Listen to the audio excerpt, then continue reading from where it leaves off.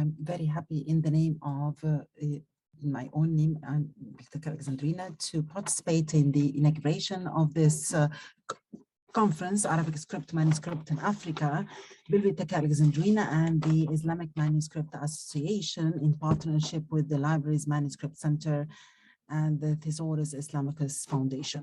And it's a very important topic to all the participants who know the importance of the manuscripts in the history of all nations and in different parts of the world.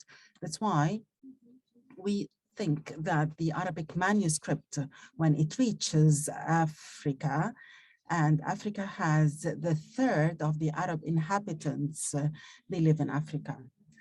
The history, the Arabic Islamic history is mingled with the African history. And that's why we call on today that we pay special attention to this occasion, because we see that the culture of manuscripts has contributed a lot to know the identity of the nations. And we see that the deep relationships, Arab-Islamic relationships with the African countries has a deeply rooted history, which emphasizes the fact that the manuscript is first written in handwriting, where the person who did it is a kind of reflection of what he or she felt, but it is an imprint in the history. The Arabic script manuscript has passed through the various stages, and that Biblioteca Alexandrina is fully concerned with the study of these stages. We have a manuscript museum here in Biblioteca Alexandrina, and we feel that it is one of the important things in this age where all the countries should contribute to the research in this field. I'm very happy to have today a very great Imam and a good friend of myself. And he is Imam Dr. Ali Guma, who is knowledgeable and well-renowned, and he also contributed to convey this knowledge to his scholars. I am happy to introduce Imam Dr. Ali Guma, the member of al-Azhar Council of Senior Scholars and representatives of the Thesaurus Islamicus Foundation. Peace be upon you. In the name of Allah, the most beneficent, the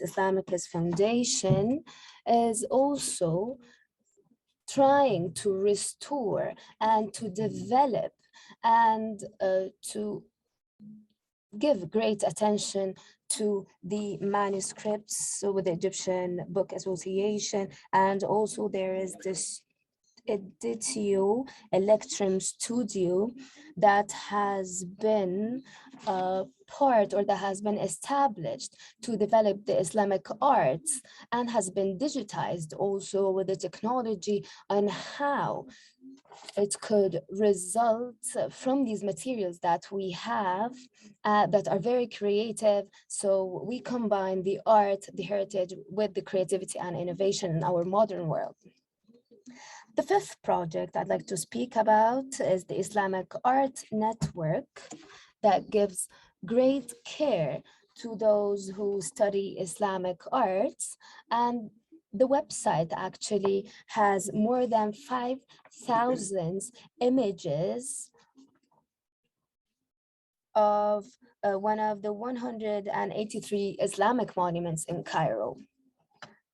Also, moreover, there is the One Tradition project, and it's one of the Sufi methods and the metaphysics also that is dispersed all around the world, specifically in Eastern Asia. The seventh project I'd like to speak about is the Qirab project. And the objective behind Qirab is to restore and maintain the manuscripts through the knowledge and open source technology. I hope and I pray that these sessions that we have today are within your good deeds and virtues, and as one of the sessions that are greatly blessed. And as we have started by thanking and showing our appreciation to Dr. Mustafa Al-Fiqhi, who is the director of the Biblioteca Alexandrina, I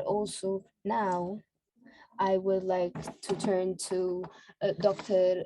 Fuad Al-Sayyid, who is the head of the Islamic Manuscript Association. And I pray that this conference is successful, and I pray for his success as he is the director of this association that we all belong to. Thank you so much, and may peace be upon you all. In the name of God, dear participants, the great scholar, Imam Dr. Mustafa Al-Fiqhi, the director of Biblioteca Alexandrina, and the Imam Dr. Ali Gum'a, the representative of the Theodorus Islamicus Foundation, Mr. Dr. Midhat Isa, the head of the Manuscript Center in Biblioteca Alexandrina. I am happy to welcome you in the name of TIMA, which organizes this conference in collaboration with Biblioteca Alexandrina in Egypt. As a representative of the TIMA, I'd like to point out the role that the association has played in the cataloging and the restoration and digitization of manuscript. It started in the UK in 2005, and the first conference was about introducing the association's effort in preservation, conservation, restoration, and the publishing of critical editions. In the second conference in 2006 is about the selection of the scientific committee to put down the policies to follow up its implementation, and also to elect the committees affiliated to the association in the field of cataloging and publishing of critical edition, digitization, restoration, preservation. And these committees has held a number of meetings to put down the vision in these fields in Istanbul, Tashkent, and Abu Dhabi, Manama, Granada, Sarajevo, Berlin, Hamburg, and London. The association has contributed to 11 conferences, and its first conference in 2007 is about the new technologies in preservation and digitization. In 2008 is about the Islamic manuscripts in Africa, and in 2010 is about the Islamic manuscript in Central Asia. And in 2011 is about the Islamic manuscript in the Southern and Eastern Asia.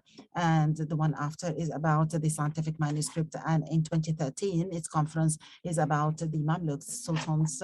And in 2014, it was about the manuscript in the Sarahaka, and 2016 is about the Sufi manuscripts. At the same time, the association has contributed to organizing workshops in the field of restoration, preservation, and digitization, and publishing of critical editions. And we also organize a lot of annual workshops is about the Islamic manuscripts in collaboration with Cambridge University. This year, we are happy to collaborate with Bibliotheca Alexandrina to have the conference about the Arabic script manuscript in Africa. At the same time, the association has launched a new grants, annual grants to support the research through grants of 5,000 sterling pounds to all researchers in the field of restoration, preservation, and the museography, and to buy new instruments or other scientific activities. Also, we support a number of publications and online publications in the field of Islamic manuscripts since its first foundation in 2005. The most important is the Journal of Islamic Manuscripts in collaboration with Braille, and it was launched in 2014 till 2020 as a very specialized journal in Islamic manuscripts. And now this conference today about the Arabic script manuscripts in Africa in collaboration with the Bibliotheca Alexandrina, represented by the Manuscript Center in the BA, which expresses the dire need to research into the Arabic script manuscripts in Africa, and also to identify and introduce the libraries who have a good number of this heritage that we might not know much about. In addition to that, also, we would like to give more guidelines about restoration and preservation of these manuscripts and its cataloging, and also to have a digitization process of these manuscripts to have an easy access, and to have scientific critical publications about the importance of these manuscripts that would contribute to have to shed light on the importance of this. The team is very happy to contribute to this conference, and also it calls upon all researchers in the field of Islamic manuscripts, especially the Africans and the Asian scholars, to have membership in the association, to have more experience in the field of digitization, restoration, and preservation of manuscripts. Thank you.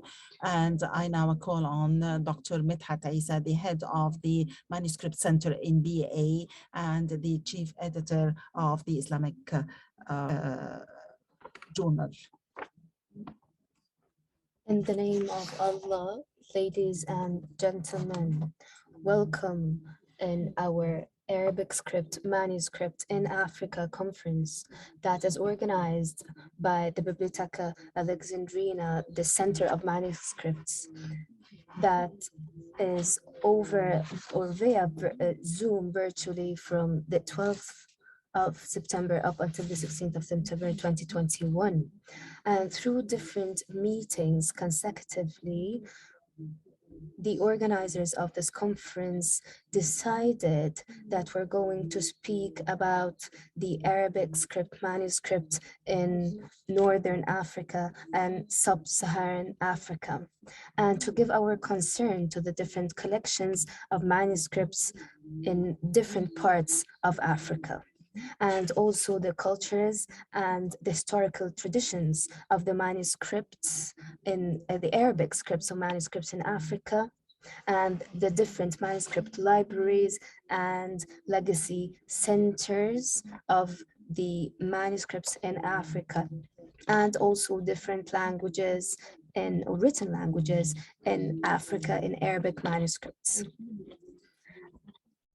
After it was supposed to be held last year, it was decided that it will be postponed this year and to be held virtually due to the COVID-19 pandemic all the world, as to attain the safety of all the participants.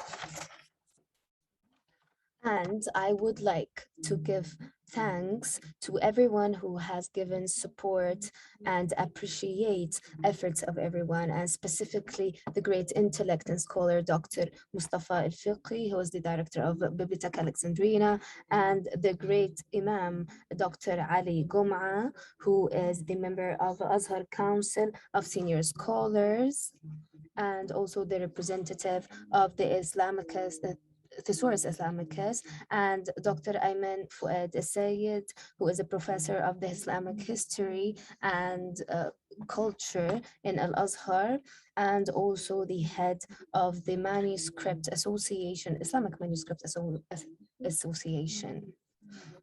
I'd like to thank everyone who has organized this conference. Ladies and gentlemen, the Arabic script manuscript give us great heritage, and we know that there are major problems that are threatening the history or the Islamic history in Africa.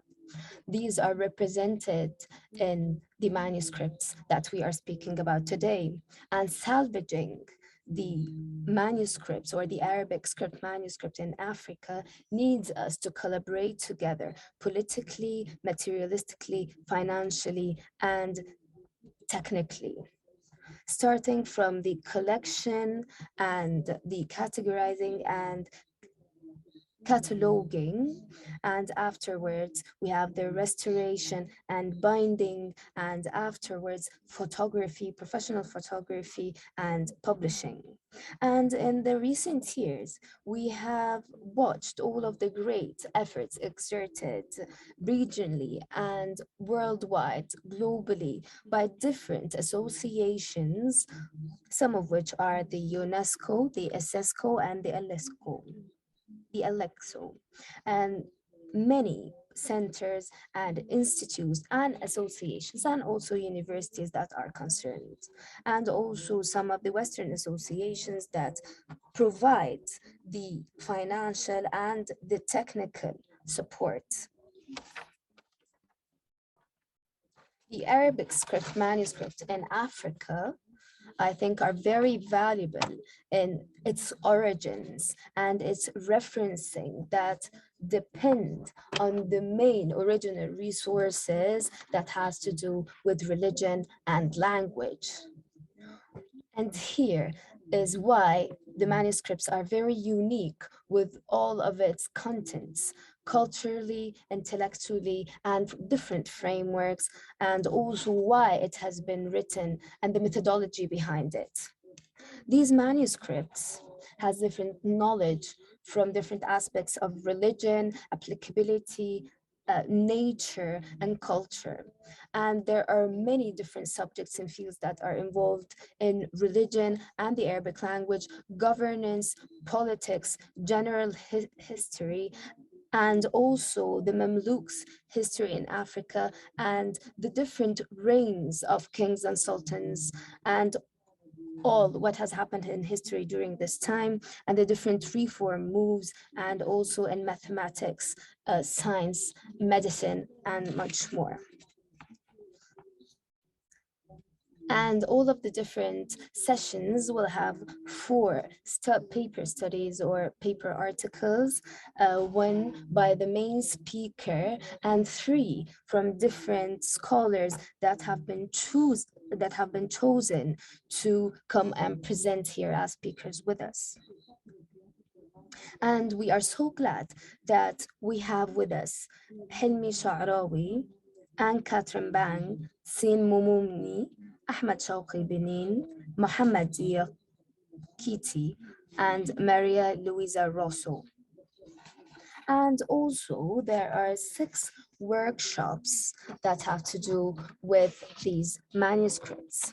And in these workshops, we're going to speak about the heritage of the Islamic manuscripts in East Africa, and also the different manuscript libraries, centers, heritage centers in Africa, the history of Zender and the translation and explanation of all what it contains, and planning to maintain the collections and to digitize them, and how to proactively plan on maintaining the safety of manuscripts in case of crises, and speaking about the international law and practical solutions. And I have to say that in this conference, there is interpretation in English, French, and Arabic that's going to be held all over, all through the conference. And many of the organizers are also going to upload these papers afterwards, and they are going to be published in a preceding book. There are many participants with us, and many of the organizers are going to help the participants on how to use Zoom virtually. And also we are hoping that the participants could use their laptops instead of their mobile phones, as on the laptop you can have many more options than the mobile phone. As for those who would like to ask questions, you can see that in the QA partition in the Zoom, you can send your questions, and the organizers are going to collect all of the questions, and they're going to send them to the session moderator or main speaker at the end of each 40 session of the session, and the participants will not be allowed to open their microphone. The organizers of the conference are going to record all of the sessions and the workshops, and they're going to be available on the website, the conference website, and also a web page, and the Islamic Manuscript Association Facebook page. And I have to say that there are no certificates involved in this conference. And I have to say that this conference that is held in the BA, along with the association with the Islamic Manuscript Association, IMA, is due to the concern and the attention that we're trying to give since 2002 and all of our conferences up till 2010. In this duration, the Manuscript Center has provided and has held many international conferences that have spoken and about different topics in the Arabic and Islamic heritage in general.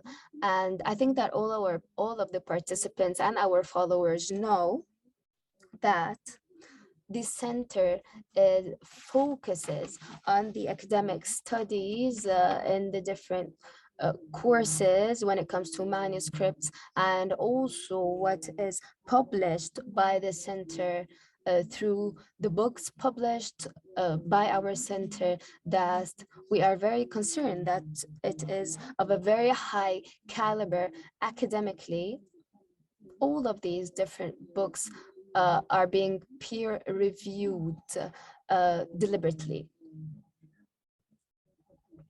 Moreover, to provide the manuscripts for the researchers and the scholars who are working in this field of cataloging and maintaining the manuscripts is one of the main objectives of the center throughout the trainings, workshops, and sessions, seminars that we hold when we speak about the different manuscripts in general that has to do with Islamic and Arabic heritage.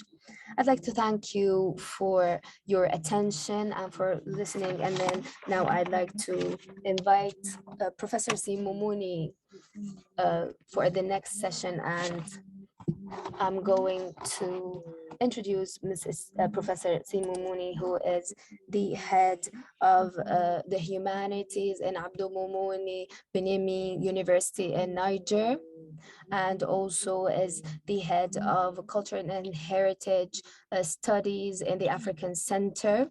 And also he's an expert in the sub-Saharan desert manuscripts and Islamic sciences.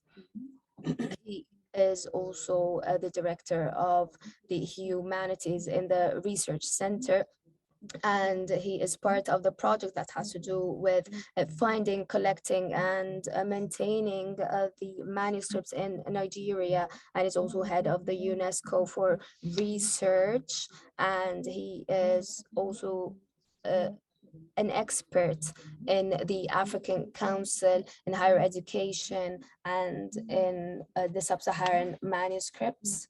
And many of his publications has to do with the history of Zender and the river of Niger manuscripts, along with many other African manuscripts that he describes them in a very deliberate historical way. And also Sheikh Othman Damfidiou and the Islamic Sufism. Now let's welcome Professor Moumouni to for the first session, to moderate the first session.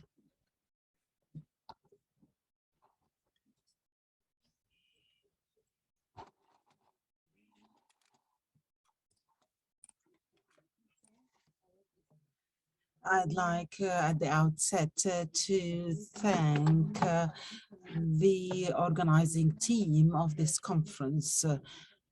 This conference on the Arabic script manuscript, and I'd like also to thank Biblioteca Alexandrina and also the Islamic Manuscript Association. And also I'd like to thank Ms. Darya for her patience, because I dealt with her for years, for long years. And also lately we've been in contact to organize this conference. Also, I'd like to thank the technicians who worked with the internet. As you all know, that there are a lot of problems in terms of the internet connections. And also I'd like to thank the interpreters and all who organizes these conference, even if virtual. As for the first session, it's about the researchers on the heritage and culture, the heritage of African languages and Arabic script manuscripts, al-Ajami. And we will have a good number of speakers. We have Mr. Helmi Sharawy, who he is a great scholar, and I learned a lot from him lately. And we have Mrs. Bahija al-Shazli,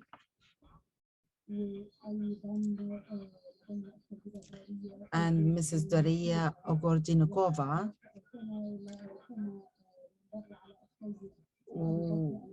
Mr. Abu Bakr should have joined us, but he apologized lately. Now I give the floor to the speakers. I'll start by Mr. Helmi Sharawy, who is the president of the Arab and African Research Center, Cairo, Egypt. He is born in Cairo.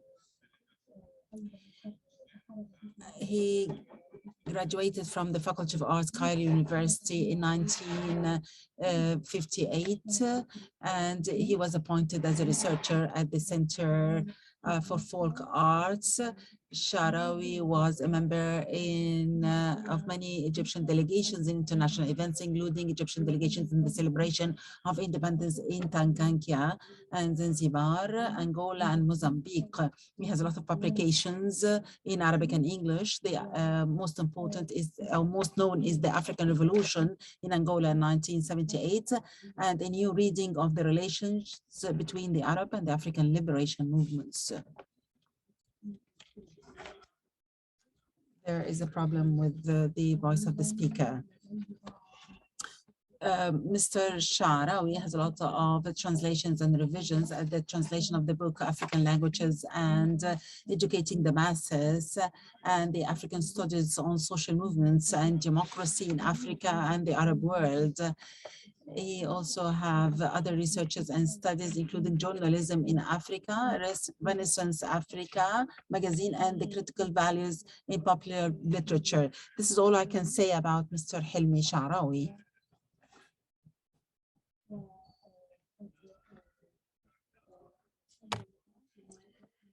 And I worked with Mr. Sharawy in printing of one of the books on manuscripts by using the Arabic script, and this book was translated into 17 languages. I won't go further. Now we can have Mr. Helmi Sharawy. Floor.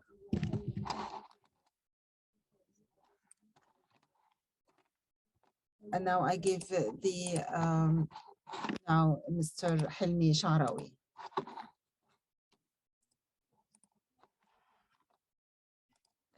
Thank you, Dr. Moumouni, for introducing myself. And I hope that all the participants, I'd love to have a personal or one-to-one meeting to exchange the researchers in the field of the manuscripts in Africa. And here I'd like to talk about my message in my research paper, which I presented to this conference, which is about the heritage of African manuscripts in Arabic script, known as al-Ajami. It investigates the intertwined relations between research on the social and cultural history of African identity on the one hand. These are not only facts or static facts, because it lived for centuries, and that we should know more about it. This culture has resulted in many facts, but the schools of Negretto, the African personality, and the Ethiopians did not want to make the heritage of the African languages written in Arabic scripts in the continent to be part of their identity. This was my concern when I thought of writing a book with the name of The Heritage of the African Languages, or the Ajami.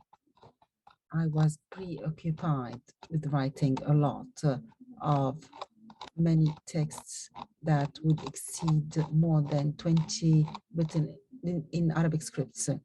This is an indication of the interaction between the Arabs and the Africans.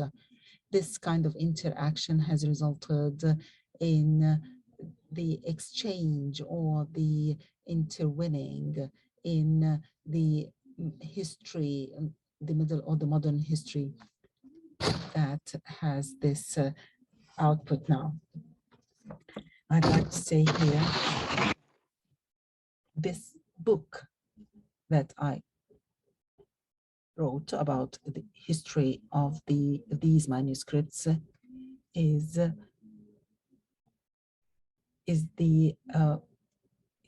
my contribution to the research since 2003 with the Afro-Arab Cultural Institute in Bamako, affiliated with the African Union and the Arab League. And this was in response to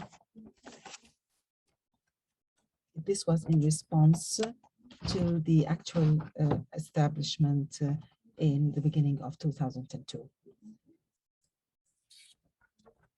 The argument in this field has its roots in the discussion of the issue of the Ajami culture, which I'd like to open in 3 points: that heritage is not necessarily the future. The Arabic script in the African nations is not only the only source of its history, because the heritage is not necessarily a force to conquer the present when we recall it.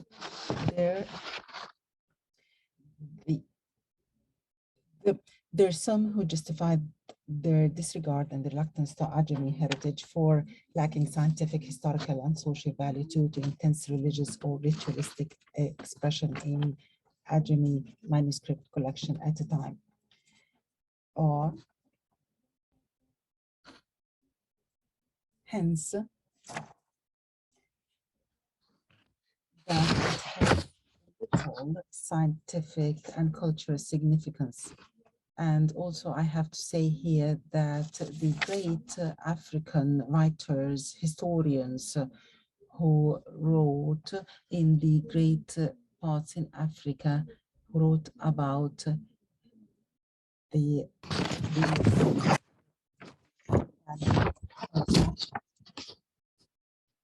like Ahmed Baba, Banki, Abdurrahman, Saadi, Mahmoud Qat, and even Osman Dan Fodji did not write their major works in African languages in Arabic script, but rather in Arabic directly.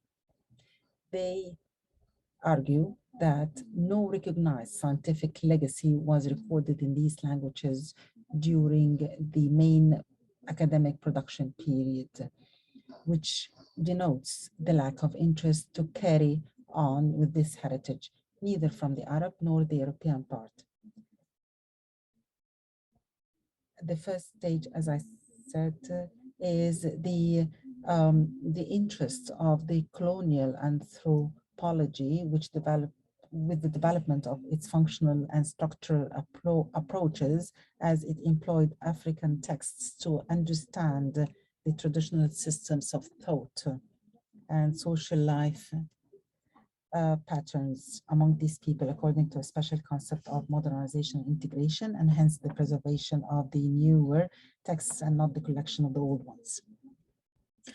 I personally experienced this during my tours in various African capitals over several years. Many of these languages, they give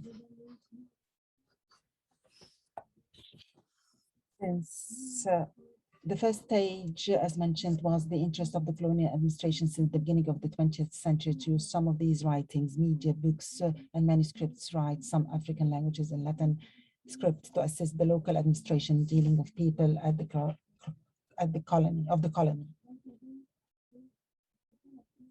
With the wave of independence,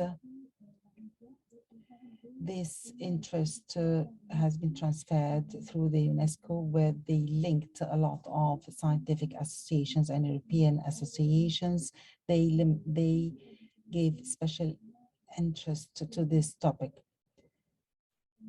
The African Union establishment in 1960 and its interest to the development of culture, the African culture, and also with the issues of independence, has great impact on the culture, the African culture. Then UNESCO called for a general conference in Bamako in 1966. And then there was the African Culture Charter in Mauritius in 1976. These documents have given remarkable attention to national languages. And also they emphasize the importance of oral culture, which needs a lot of research. And also they did not, they said that the languages of the settlements shouldn't be exposed to any damage. In the 70s, there was escalation of wave of Arab-African cooperation.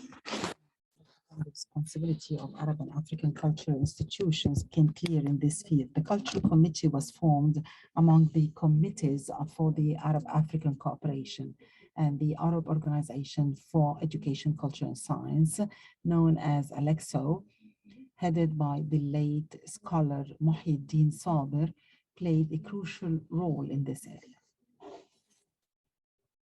The research into manuscripts is based on some colored photos of the Arabic script manuscripts in Africa, known as the Ajami. The researchers tried to make clear to the African and Arab researchers to give them images of these manuscripts from different parts of the continent in the past periods. Some of them are of popular nature, but it is documented in the organization delegations in Kenya, Madagascar, Nigeria. And there are 2 volumes for the study of the Arabic script manuscript in Africa. This gives good researchers and a long years of research and visits to the different capitals in Africa where I met friends to know more and to collect 16 manuscripts of this type in different languages, where I took the most appropriate ones, and I thought of putting them in the 2 volumes that I published to represent the parts from the east to the west of the continent. And as I remember that these manuscripts included manuscripts of Malgashi, languages of Swahili,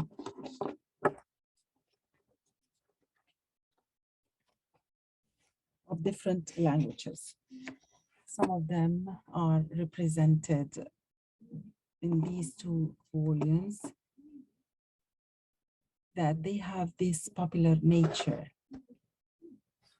which represents the history in the eye of the public that needs to be researched.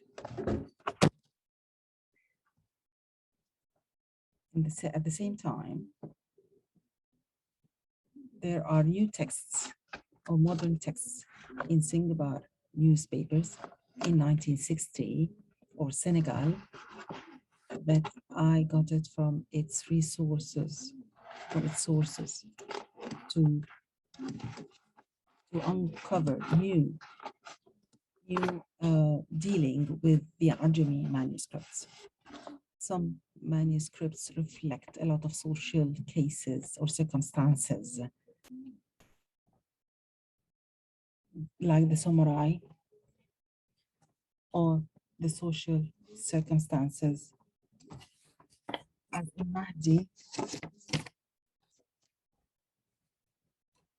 is about the social conflicts.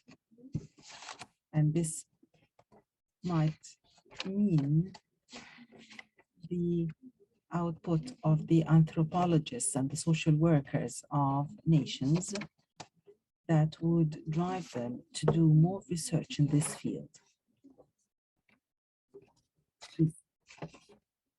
This would be the anthropology studies known.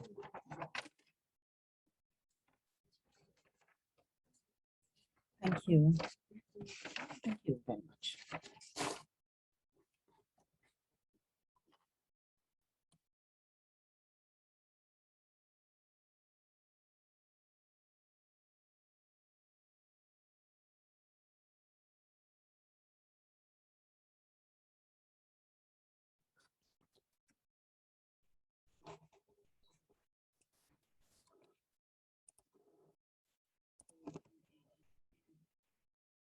This intervention is very rich and it's very important that it dealt with many points about manuscripts. And I think that we will receive questions after interventions. And now I give the floor to Bahija al-Chadili. She is Professor of African History, Faculty of Arts and Human Sciences, University of Hassan II, Casablanca, Morocco.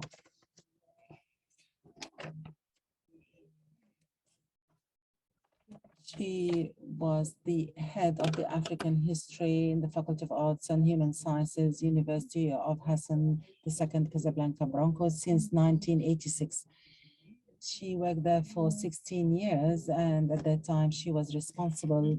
She supervised many of MA dissertations about the history, and she is also the chairperson of the Research and Cooperation Committee and Deputy Dean.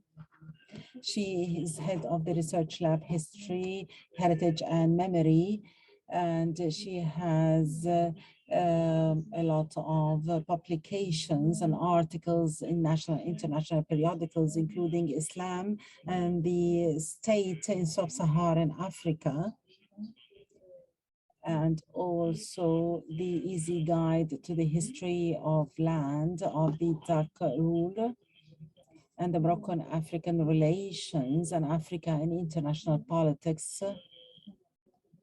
And she also introduced and edited by Bahija al-Chadili. Dr. al-Chadili contributed in many of the international conferences and symposia, and prepared and organized several international conferences and academic meetings. And now I'll give her the floor to introduce her presentation, or to give her presentations. Thank you very much.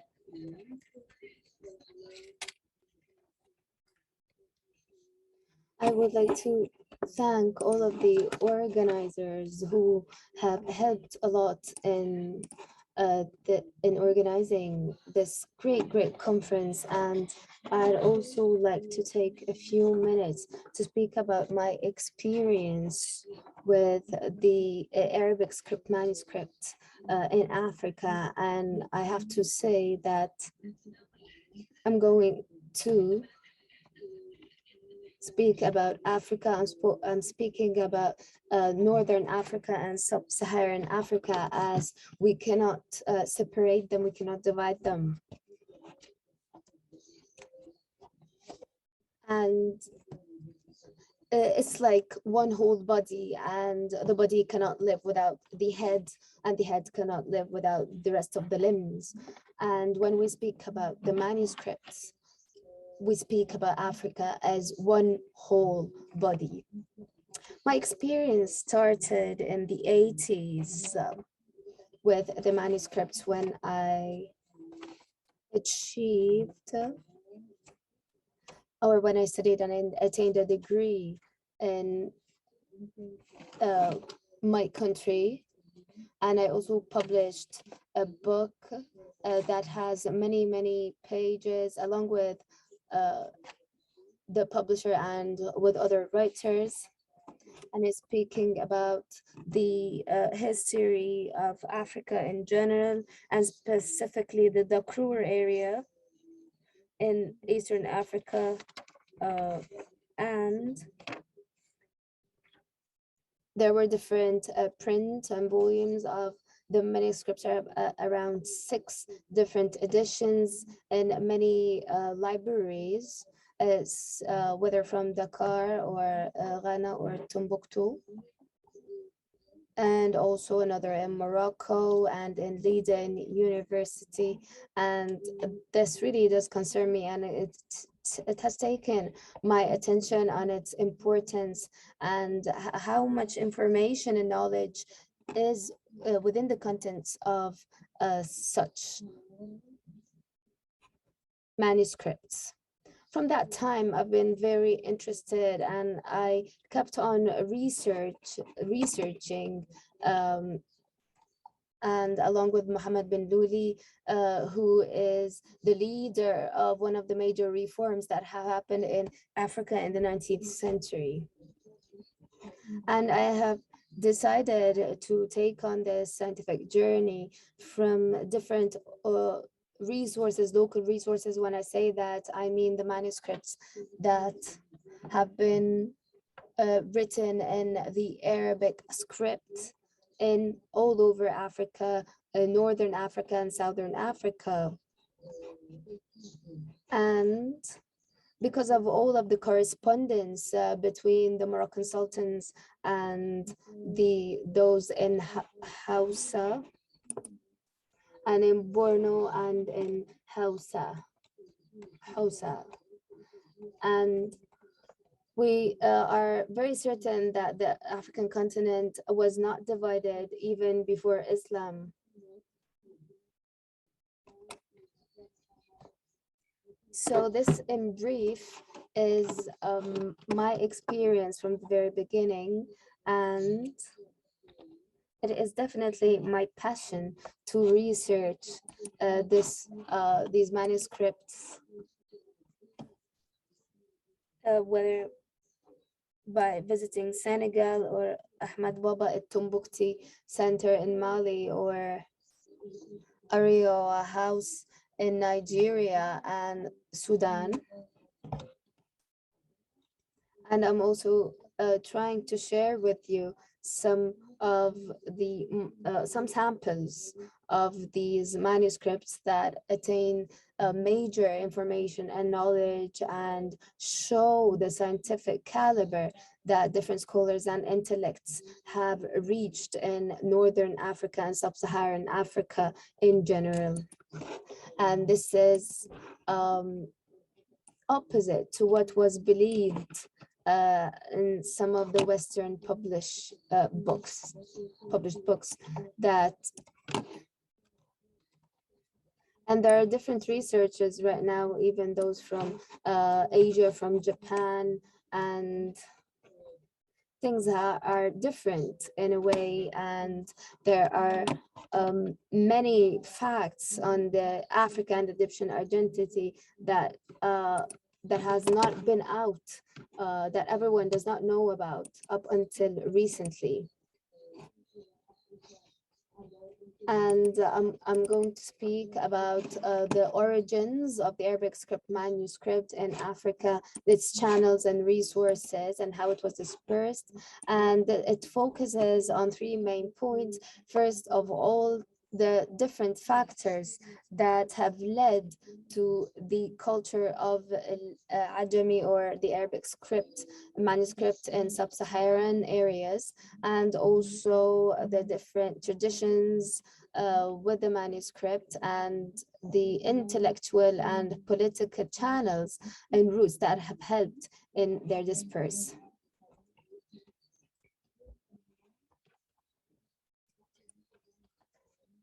And I think that we can speak about the factors that have helped with the spread of the manuscripts, as we know that the Arabic script manuscripts were in parallel with the Islam coming into the area. And I have to say that al-Ajami or the Arabic script was related to the Amazigh writings at the very beginning in the 5th century in Hijri calendar, which is the 11th century. And also it was, and then the Ajami was used later on in the 6th Hijri century, and it had to do with the prayer callings and Friday prayers in the Amazigh language. So that means that they were in parallel at that time. And also the al-Tawariq also used al-Tamashiq, which is a kind of al-Ajami or the Arabic script. And that means that there is correspondence between all of these different areas in the desert, and that means that they were in correspondence and they had collaboration and coordination of their thoughts and ideas at that point. I also like to speak about the scientific centers like Al-Zaytun University in Tunisia, or Al-Azhar in Egypt, or Qarwin in Morocco, are some of the universities that were. There are others in Southern Africa like Sankore, and also like mosques like Jini or Gao and Kano and others also. This is one of the Amazigh manuscripts that is written in Arabic script. And here we can see that the writer is Muhammad ibn Ali Ijan Yusuf from Sus. And here we can see that in the last page that Muhammad ibn Ali Irzal has written this book in 1126 Hijri. And here in this triangle, can you see this triangle? We have the date was writing or copying with 1151, and then the name of that person who has written it down is unclear, but we can see that we cannot read, this is not, but we can also we can just read the word Abdullah, the name Abdullah. So what is the main reasons that the manuscripts, Arabic script manuscripts, are dispersed in different parts of Africa? Of course, one of the reasons is that it has to do with religion. But we have to say that at the very beginning, it was in Arabic, and people followed religion in Arabic without understanding what it is. And here in Osman ibn Fudi, I quote, he says that if they had any understanding in that they did not understand it up until they have to translate it from the Arabic language. And you have to know that that person who is a scholar and teaches people needs to attain these thoughts in the language of these people that will be understand, so they could understand it by heart from the different languages. And as I said, that up until the 19th century, due to the situation and the social context that was going on, it was anything that has to do with religion, it was in local languages. And that's why we have manuscripts, some manuscripts in Arabic script, al-Ajami. So in the religious seatings or the religious lessons that went on at that time were that way. And afterwards, the Arabic script or al-Ajami was to solve some of the problems, and also the problems with phonetics that are non-Arabic. And they started phonetically by each of the sounds and to separate the sounds in a way that they would understand. And everything that has to do with spelling of al-Ajami, and that is an alternative to any Moroccan language, which is a very general concept, and how it is taught was in like a workshop, so they can teach them spelling between al-Hausa and the Moroccan languages and al-Wuluf, or Fulani and Wuluf. And then al-Ajami is explained or analyzed, and this is something that's very important.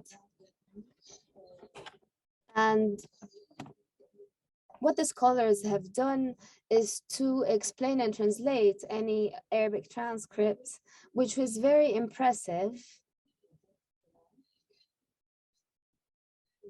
because of all of the knowledge that's within the contents of these manuscripts.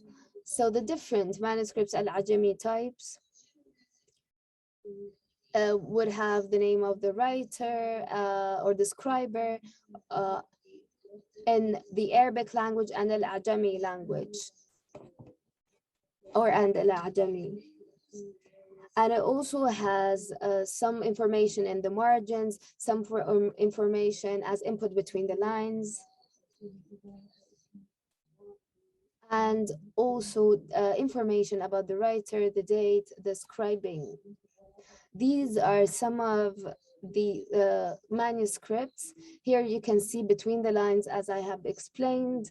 You have here in Arabic, and then the explanation in al-Ajami.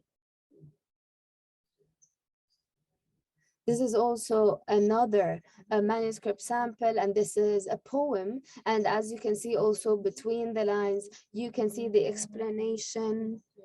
And this is a poem. The writer of, or the poet, is Ishaq al-Turudi as-Suquti, and he mentions that he has written it down as if it is a message to Abi Zayd al-Qayrawani, and he has added many important information, and he has called it Sulam al-Fara'id fi ilm al-Ghawa'id. And this is the name or the title of the poem, as he is trying to send correspondence. And as we can see the original writing and the explanation, as many points were added afterwards to this correspondence. And this on the right hand side is the poem by al-Suquti, and you can see the explanations between the lines, and between, as you can see here, there are no margins. It is just between the lines.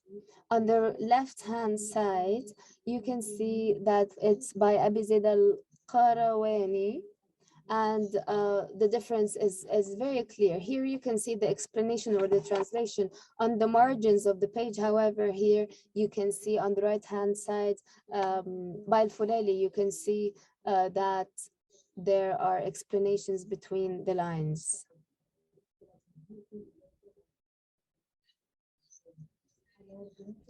And this is also Fulani or a Fula manuscripts, and there are different sheikhs that have written down here. And this is actually a private in the Sokoto University in the Islamic Center. And here also there are different, this is also a poem, a text from a poem. And I have to say, or I have to appreciate Dr. Helmi Sharawy's effort, because these manuscripts that we see in front of us, some other scholars think that it relates directly to doctrines of religion. However, I have to say that the scholars and researchers and intellects, and especially participants here with us in Zoom, I have to clarify that we cannot undermine the importance of these manuscripts, even if they seem to have to do with religions and doctrines of religion. And we have to actually look at all of the different points politically and socially and that in my very humble opinion, I think that it has a lot of information and knowledge about this era, and it also has to do with the concern that that some are saying that Africa did not have much science and writings and so on, and this proves the opposite. I also have to speak about the different types of the manuscripts, as there are different types, part of which are very specific and others and pretty generalized that everyone could understand. Maybe some are that has to do with some guidance, education, learning, and so on. And there are others that I said there are specialized for the experts. And they have to do with the scholars, our ancestor scholars in this era, especially when I speak about the 9th century. And here, a text by Osman Rufudi, and I quote, it says, work together, my dear brothers, and read what has been written in your time, as all of the collections that have been written by the different scholars, and also it is very important to read what others have written and to translate what has written from one language to another.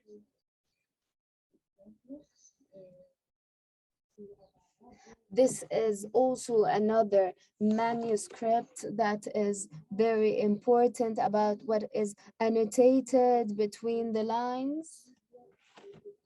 And you can see that sometimes we need to flip the page to read, as there were a lot of explanations annotated by the sheikhs of where the origins came.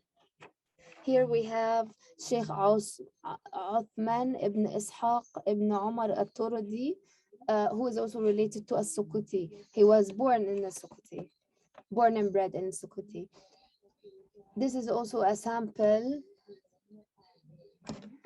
of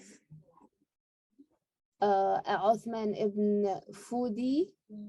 And I have to say something that's very important that has to do with the traditions of writing this manuscript, as the title is always in the beginning. However, when we look at the end of the manuscripts, we also see that there are different volumes that are written down. So this is just a sample by Muhammad Binlo, and is part of a Salasila Dahabiya book, or in other words, the golden chains.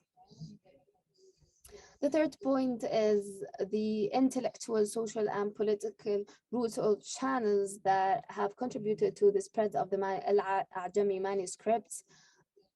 And of course, as I have mentioned, first of all, it was the disperse of religion and the different doctrines of the religion. And also those from Fula or the Fulani and Tawariq, they tried to spread their religion, and they were very interested in the different aspects of religion. And we have to say there is a Sheikh Mukhtar al-Tunsi and al-Hajj al-Malfuti Titani and Uthman ibn Futi and Ahmad al-Wulubu. These different movements were one of the main engines of this movement, and to actually attain all of the roots together and all of these ways and channels together. And also there were scholars and intellects who were chosen to travel to other areas as to disperse these thoughts about religion. And this has continued up until the 19th century. This is also another sample by Uthman ibn Fudi in the book that we have mentioned, Salasil al-Dhahabiyya.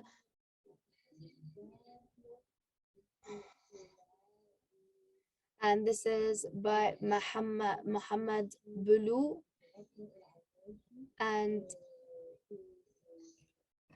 his father has dictated these words and he has written it down, and we have here and he has actually written it from what his father has said. His father is a Sheikh Salih al-Waliya Abdullah ibn Hassan. Here at the very end we can see that this was the end of a Salasil al-Dhahabiyya, or the golden chains, by the Sufis. And there is also here the method of al-Qadiriyya by Muhammad Bulu.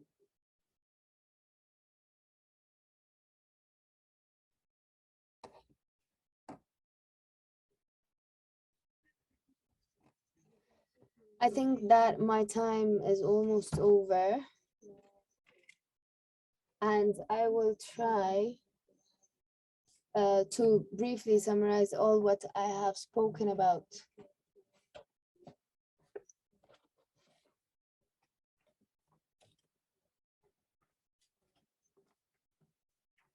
It first started al-Ajami and the Amazigh in Northern Africa by the 6th century, and the Tawarig after that tried to develop al-Ajami to be in parallel and used in different areas in Africa.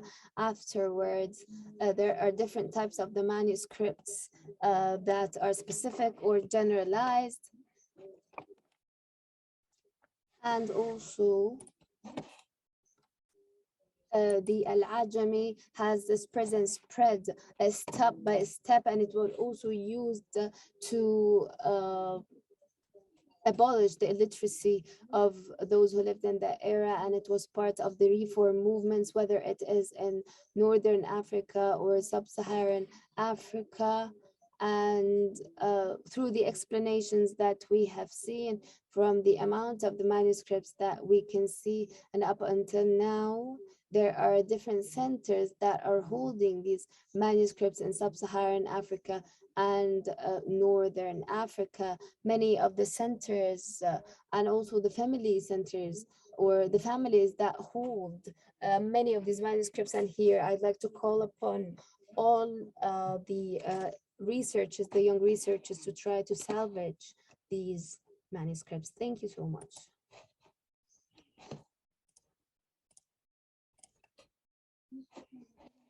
Shukran Gazir.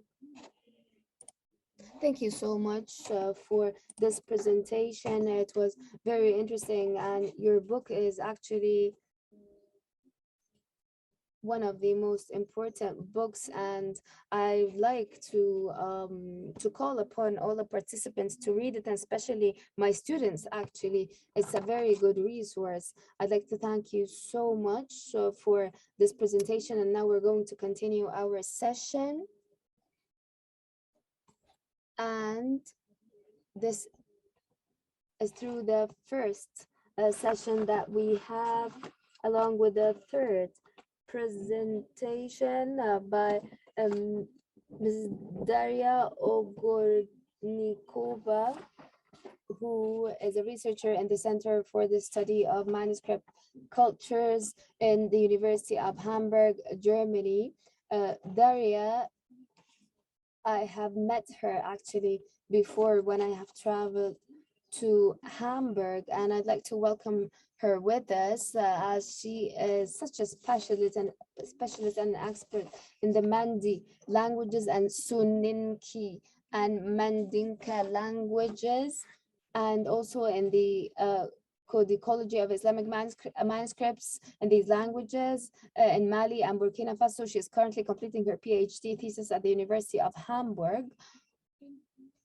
And also, you have already had your Viva. We know that your PhD that has to do with different Islamic doctrines and in Gambia, in Senegambia, and in Mali. And her publications are also with the Grutter and the Journal of Islamic Africa, includes articles on actual places and context of the manuscript production and usage. Of course, this is very interesting, and she is going to present the Islamic manuscripts and scholarly networks in Senegambia and moments while I'm sharing my screen.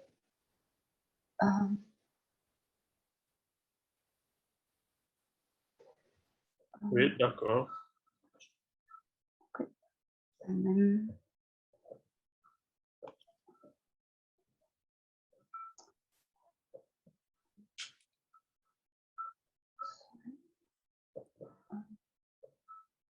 okay.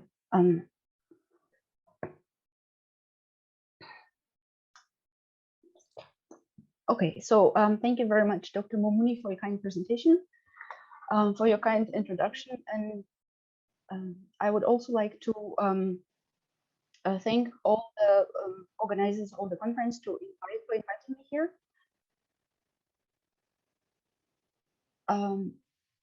So as evident from my scholarly biography, I wasn't trained as a historian. So therefore, it's a great honor for me that my paper was selected for the panel on history. The paper that I will present today, in fact, is based on my thesis in a great part.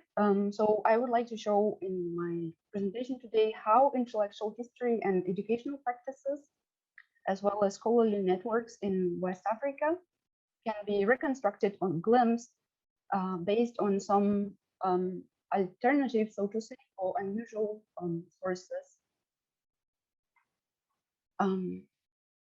So the manuscripts under my investigation, to the best of my knowledge, have not so far been employed as sources for historical study. This is actually not so surprising, since they do not offer any narrative or coherent accounts on teaching and learning, or the biographies of local scholars.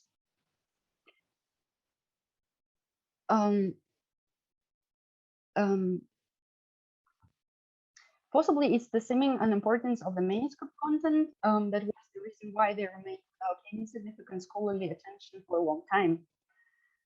So most manuscripts in my corpus contain well-known foundational texts and manuals on various Islamic disciplines, including, for instance, Islamic law, theology, texts on the Prophet, Sufism, texts on Arabic language, and Quranic exegesis.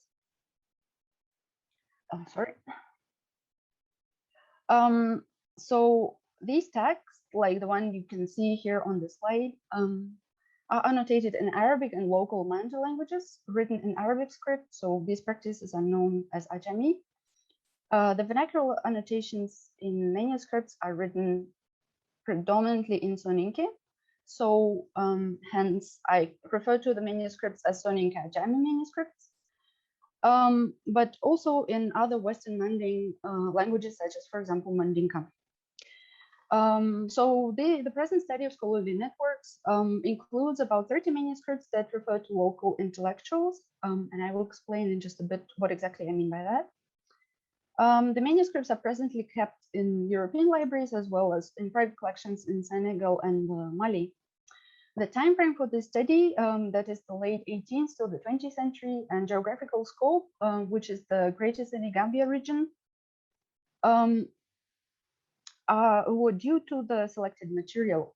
So the dating of manuscripts, when possible, was done based on the analysis of watermarks in paper or through acquisition dates in the libraries. and the geographical origin of manuscripts was deduced from internal indications.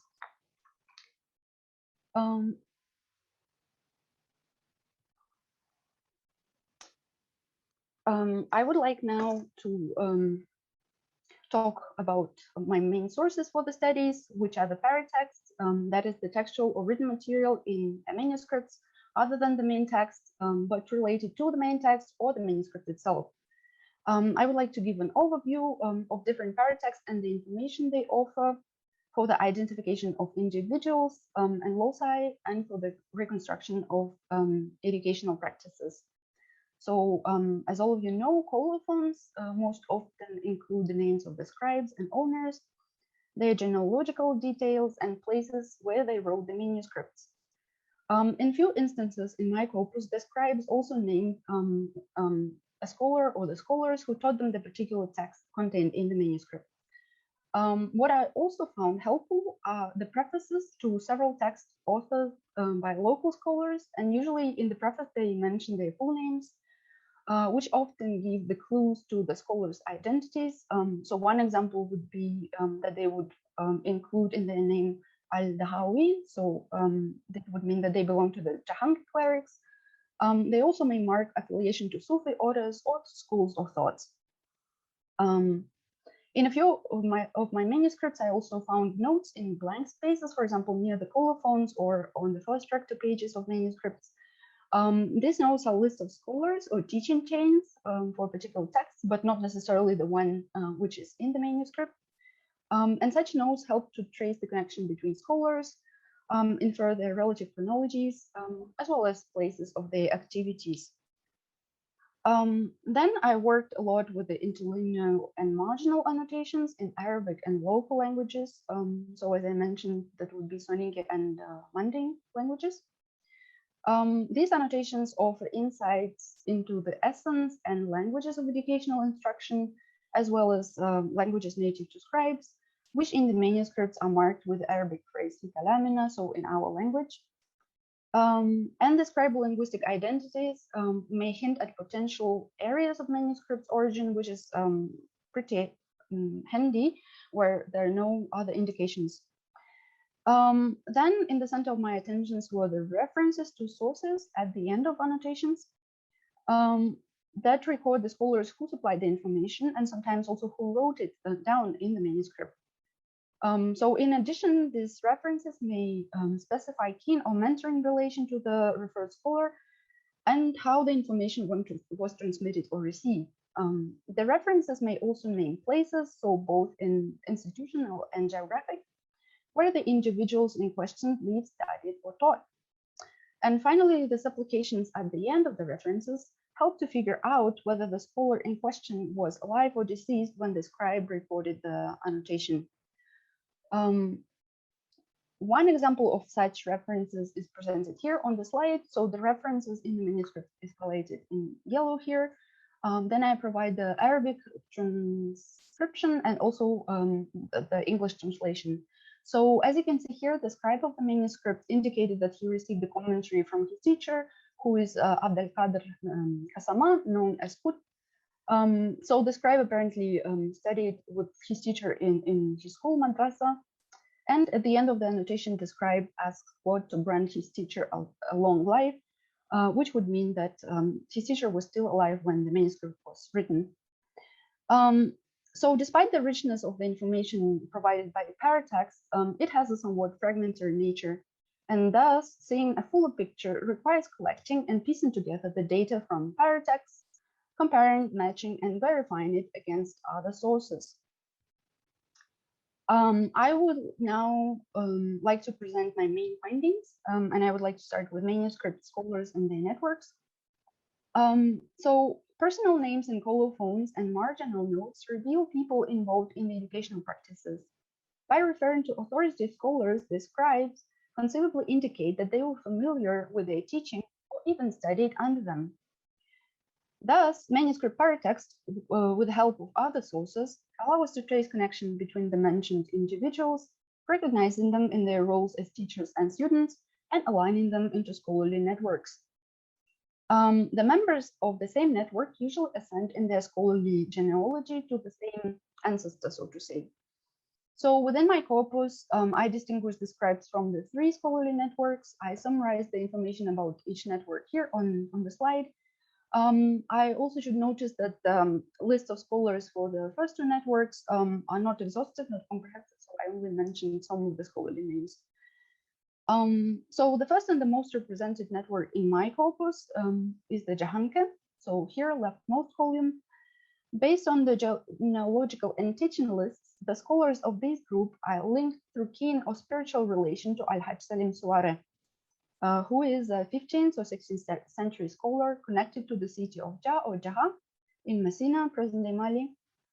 And the scholars of this network, as I already mentioned, include in their names al-Nahawiyu, so of Jaga or belonging to the Jahanke clerics, or also al-Tubawiyu, so of Tuba. And the latter is the center in Futajalon, which was founded in the early 19th century by Al-Hajj Salim Kasama, who is the key figure in this network. So the Jahanke scholars are mentioned in 23 manuscripts that were written in the 19th and 20th centuries. The second network, represented here in the central column, unites Soninke-speaking scholars who are not connected to Al-Hajj Salim Suare, but to the 16th, 17th century scholars of Timbuktu, and namely Ahmed Baba, and to some scholars of Piro or Walata in present-day Mauritania. The names of Soninke scholars feature 5 manuscripts written in between the late 18th to the 20th centuries. The Jahanke and Soninke networks partially intersect. Since Al-Hajj Salim Kasama studied under several scholars of the Soninke network, I marked these connections with the red dotted lines here on the slide.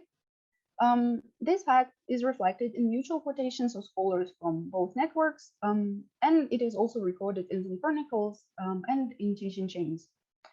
Finally, there is a third group of 4 manuscripts. So here, rightmost column, they were produced in the early 19th century in Mandinka-speaking areas of southern Senegal and the Gambia. These manuscripts mention the same scholars whom I provisionally unite into Mandinka scholarly network. And for the moment, I wasn't able to find any precise connection between the scholars, and nor was I able to trace their scholarly genealogies. I now would like to suggest to look at the geography of the networks. So place names from the paratexts define the geographic dimension of the networks. And when mapping the networks, I consider both the places of manuscript production as well as teaching places of particular scholars. This approach, as I hope, offers a perspective on the territorial coverage by each network, as well as the spread of teaching from a scholarly center. This slide here, the map here, represents the geography of each network. This picture is, however, only partial, since the origin of some manuscripts is unknown. I wasn't able to identify it. The Jahanke network, so the lines in green here on the map, spread on a large territory, including eastern Senegal, Bundu area, also southern Senegal, so for instance, historical areas of Pakao and Yassine, then also the Gambia, Guinea-Bissau, and northern Guinea. At the same time, the scribes living in these places mainly refer to the scholars of Tuba, so the center in Futajalon, present-day Guinea. Thus, Tuba appears as the main scholarly center of this network, and the various locations of manuscripts production reflect the geographical extent of the Tuban scholars' teachings.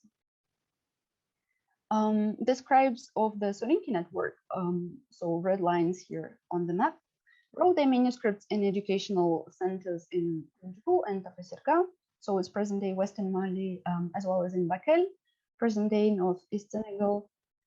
Still, they make references to scholars from several other localities, such as, for example, Buri and Jongaga in Jahunum, and Jara in Kingi in Mali, and as I already mentioned, Biro and Walata in Mauritania.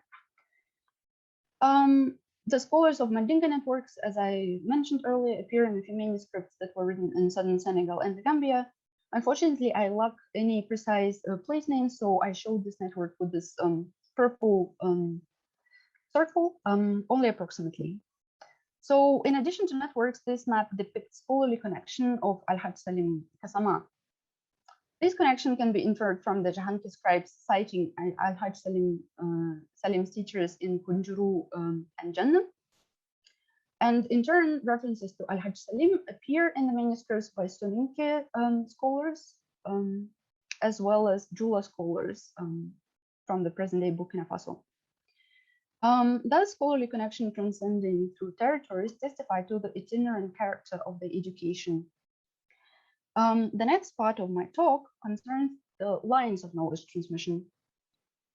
To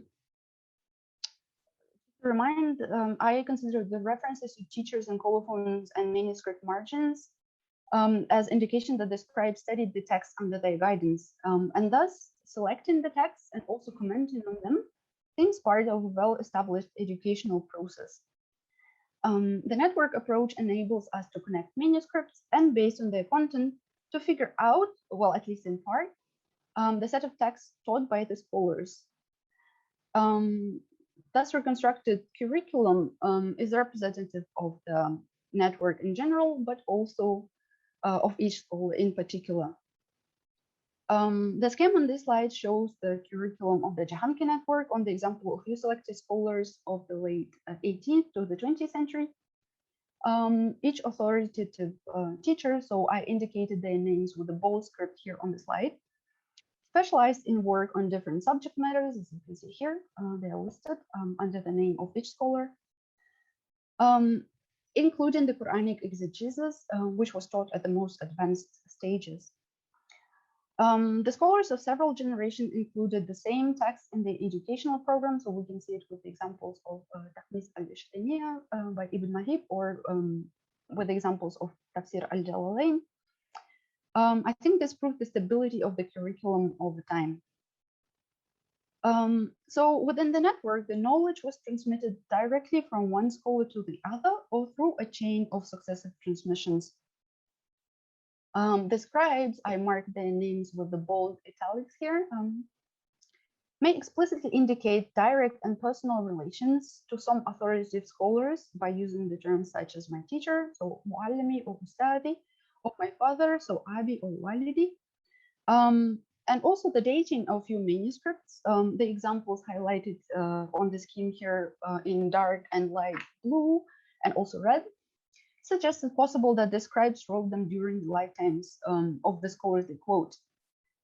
This fact reinforces the idea of direct contact.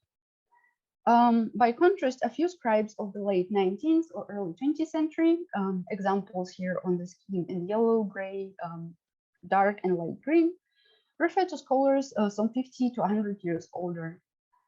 The supplications at the end of some references clearly indicate that the quoted scholars were no longer in life. Thus, teaching of the scholars from early generations probably reached the scribes through their contemporary teachers. The accumulation of citations from scholars of several generations testifies to the continuity of teaching tradition. Within my corpus, and here I only the example of the Jahanki network, a few scribes belong to the lineages of scholars in several generations. So as you can see here on the slide, for example, the members of Sise, Kasama, and Suarez families.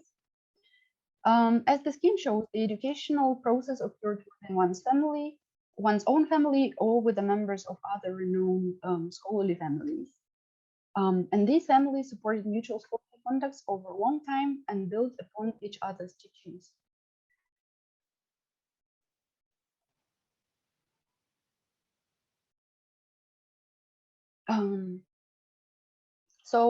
The paratexts offer possible answers to more precise questions about the kind of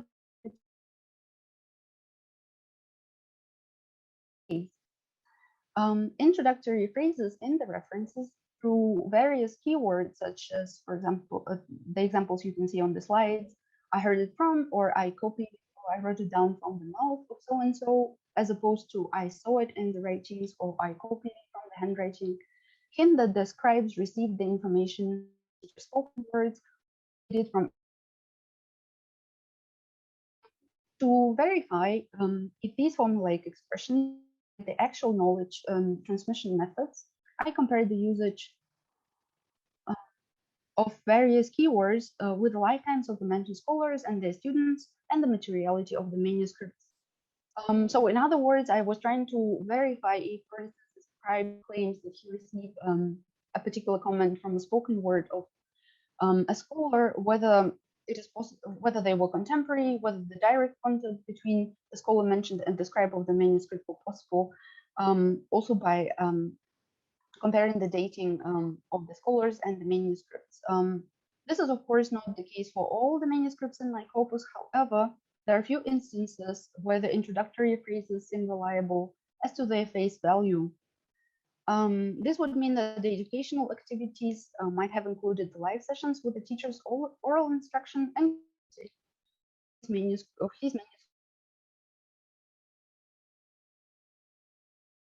What exactly constituted the scholarly instruction can be glimpsed from the annotations. In their majority, they explain grammatical and semantic aspects of words and phrases, supply contextual information about, for example, people and events mentioned in the main text, and sometimes reveal esoteric values of some passages. These kinds of information are mainly supplied in the Arabic language. The education, however, included instruction in local languages as well. So to translate some words and phrases of the main text. However, to interpret some specific terms, such as, for example, names of plants, animals, tools, and so on, Jahanke and Mandinka scholars resorted to their native languages. Also, some colophons in manuscripts from these two networks are written in the scribe's primary languages. What does it tell us? Well, I think that the language distribution in manuscripts highlights the importance of the Soninke language as an educational medium by scholars of various linguistic backgrounds, and also over a vast territory and for at least 200 years. So this was the picture, the summary of the picture of the learned tradition I was able to reconstruct based on the manuscript evidence at hand. And I would like to say a few words in conclusion. In my paper, I showed some possible approaches to paratexts as sources on intellectual history and educational practices. The information from paratexts may not always be sufficient for understanding the complete picture, and thus comparing and complementing it with the data from other sources is crucial. On the other hand, paratexts bring to light scholarly figures and lineages and their intellectual exchanges that are somehow might be obscured and not so well known. Also, with the awareness about the identities of their producers, Al-Ajami manuscripts appear as physical evidence of their scholarly activities. The manuscripts offer an inside view on knowledge transmission techniques and content, revealing their stability across the territories and all the time. With the study of paratexts, the voices of local scholars become audible, so to say. These voices speak in various languages, including Arabic, Soninke, and Western Mandu languages native to some scribes and their teachers. They talk about their scholarly interests and report their intellectual contributions. It is to be hoped that the approach presented here will encourage the research on the newly discovered Soninke-Ajami manuscripts, as well as on other African Arabic script manuscripts. So this is all I had to share with you today, and thank you very much for your attention. And now, yeah.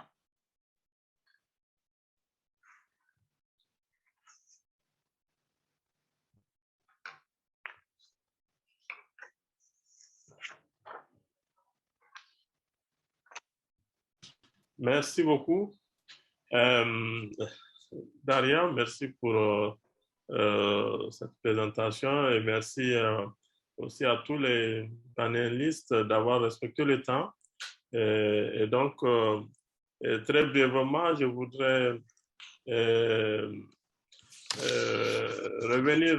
There's a lot of information and the research papers, and now we'll open the floor for discussion, for Q&A session. And I'd like to say at the outset that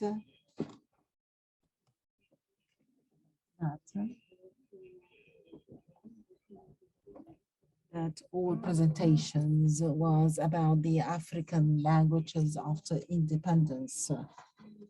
And also I'd like to add that as for the presentations of Mr. Helmi Sharawy is about the African languages after independence. And the idea of writing these African languages in Arabic script.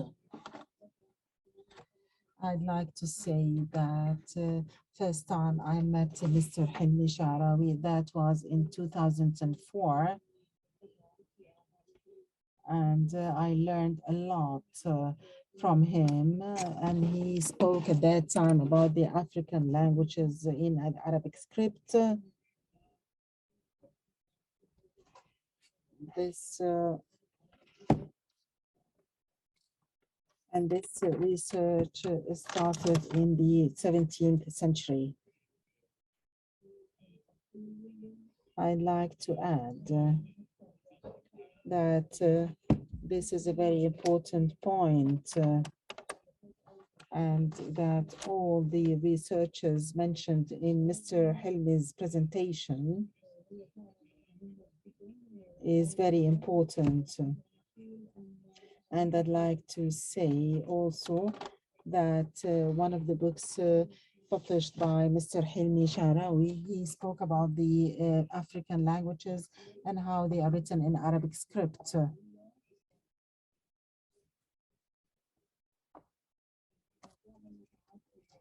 And it is not about one African language, but it's about many African languages which are written in Arabic script. This is the issue of all the manuscripts that researchers find or followed. As for Dr. Bahija Shazli, she has a presentation, a very interesting presentation, because she showed how she gave an idea about all the factors that contributed to the dissemination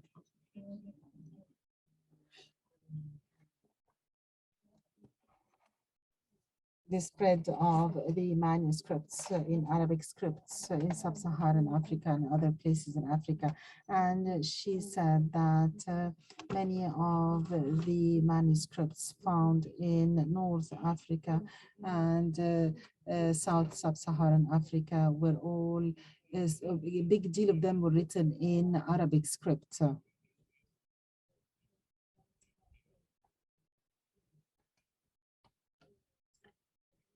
And she spoke about the beginning of these manuscripts and the history of them. Then she spoke about their spread, or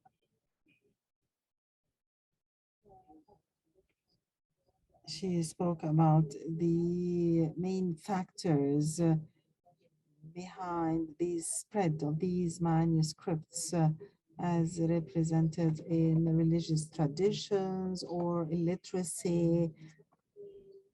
In her presentation, we've learned a lot, and I can say that in the presentation of Mrs. Darya about the Islamic manuscripts and the academic networks in Senegambia and Mali.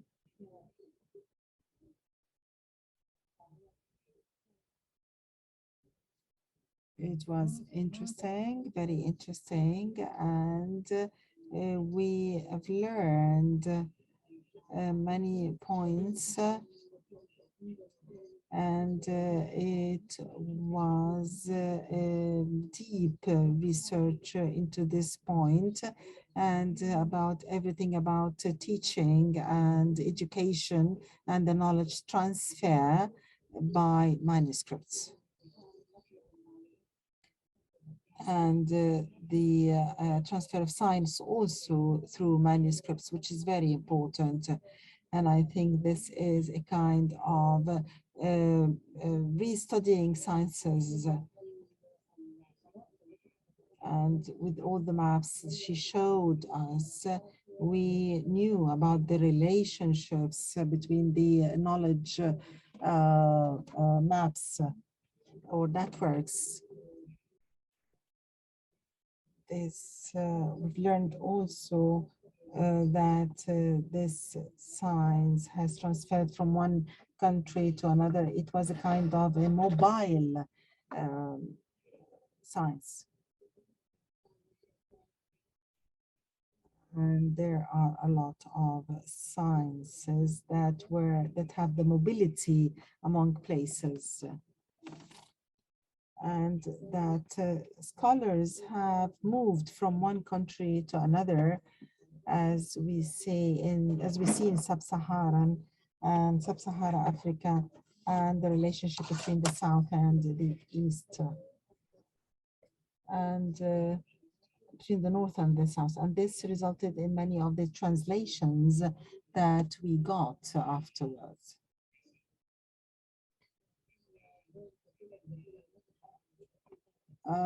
We might find all this in the manuscripts.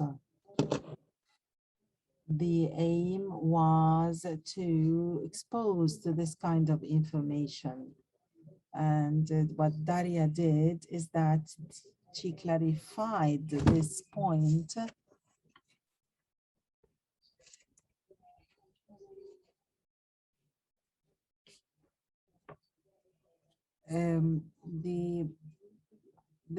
this topic is not about the presentations of the interventions. It's also, we should seize this opportunity to have a Q&A session, and I'll see if we have any questions in the chat box so that we would know more about things. As for the question about to Dr. Bahija, are there any contributions by any written sciences, written manuscripts in Arabic scripts? This is a question to Dr. Bahija. As a question to Dr. Sharawy, it's about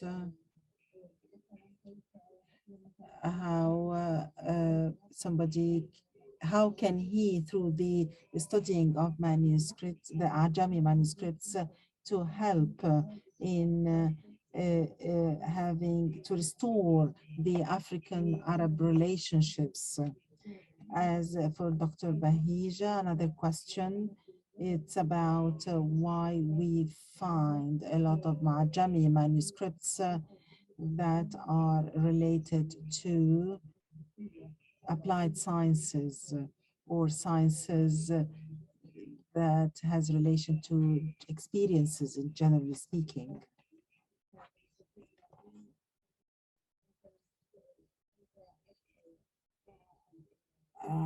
How the Orientalism helped in having a writing of the manuscript in Arabic script.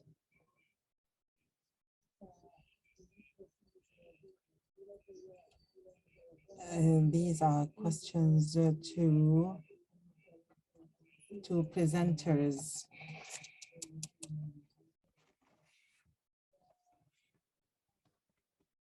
And now I give the answer, Dr. Helmi Sharawy to answer.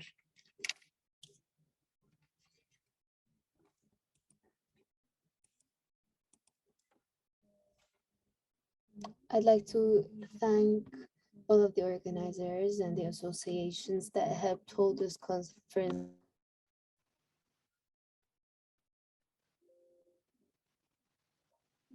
It's one of the most important conferences that is going to have great impact in Africa and all over the world.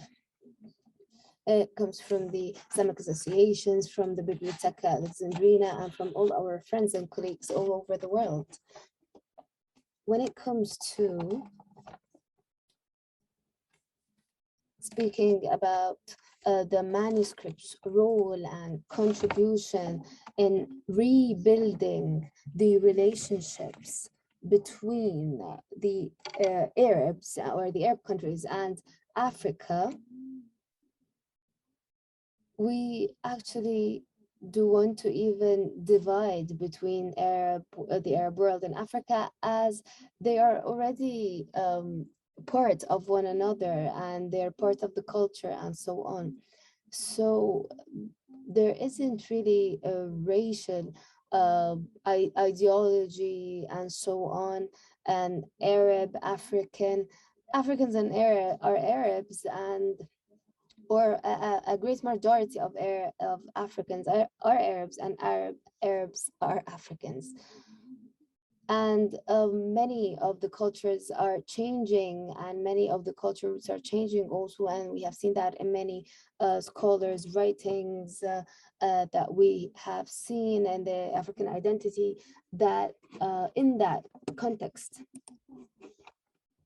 When it comes to the specific questions about the manuscripts and its contribution in the relationship and supporting the relationship is a very old and historical role, as many of the African nations we're attempting to write in different languages, and then came the Arab script, and it has helped many different nations to connect with the continent and with different nations all over the continent, so they could have one language to use. It was not like other languages like Kurdish language and Persian languages, that they are languages belonging to a certain nation, and then they were written in Arab script. So here the Arab script in these manuscripts that I have collected, many manuscripts from over Africa, they have this meaning and value to connect the Arab and African nations and countries, as we really do not divide, especially when it comes to the manuscripts. I've attained these manuscripts, I think, from more than 20 countries that I have visited all over Africa, and all of these nations and countries. Of course, I did not visit each and every country of the 50-something countries in Africa. However, wherever you go, you're going to find the ideology and the idea of the Arab script and its remnants, and you will find manuscripts and researches over about these manuscripts in any of the African nations, and you can actually perform and conduct research in any of the African nations. This was my own effort, my own contribution in collecting these manuscripts, so we understand the very deep relationship, well, what is called the Arab or the Arab-African relationships. And that includes many areas, of course, then just, it's a great field other than just the manuscript field. And here we also discovered that there are manuscripts in different areas, if they're binded, or the two volumes or the two bindings that I have prepared for, that they have to do, or they came from sources from 20 countries. If we go to all of the different, or if you have a look at all of the 50 countries, we're going to find more and more manuscripts, and they relate directly to the history and the democratic history of the African countries. If we look at the authentic relationship and value, it will show the authenticity as it is. I hope that this is clear, and this is the real value, the real meaning. I have both my volumes with the manuscripts, and due to my work in the African issues and the Arab African issues, whether from President Abdou time and center up until the Arab League in Tunisia, along with Muhyiddin Sabr, the great scholar, may he rest in peace, in the Al-Aqsa. And I came back also from this journey to establish the Arabic and African Center for Studies, and part of which, through it, we rediscover the relationship between the African and Arab connections. I'm waiting for the next question now.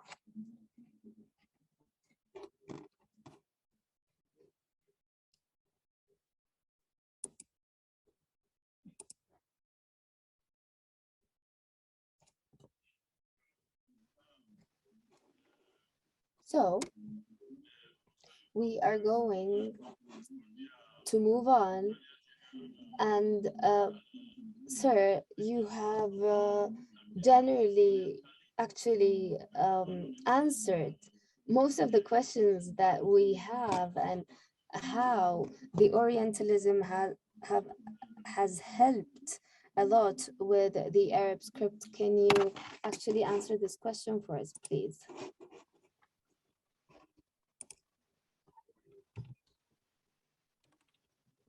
The Orientalism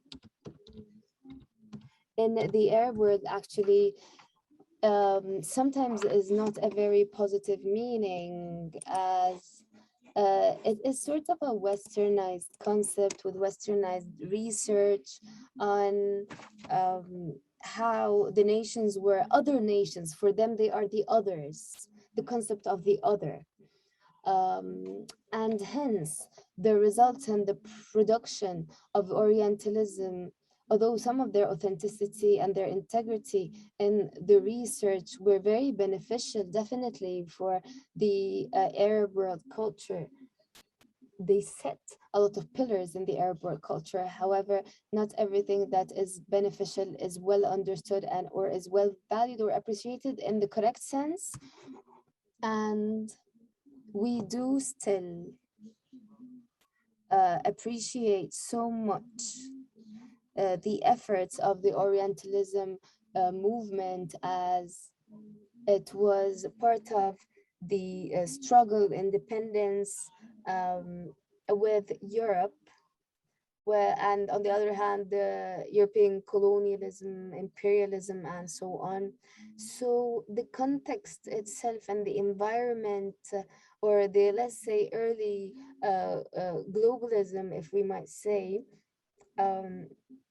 had to do with the Europe approaching other areas of the world. However, the world has changed now, and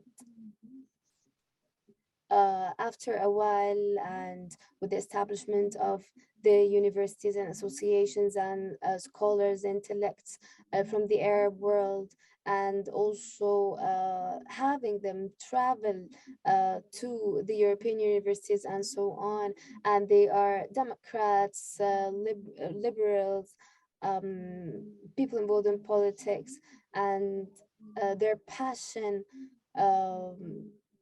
as we can see, the great passion now that we see with the African nations. And we know many scholars and intellects, even from the West and from Europe, who have stood beside struggles in African and Arab countries, for instance, the Palestinian struggle.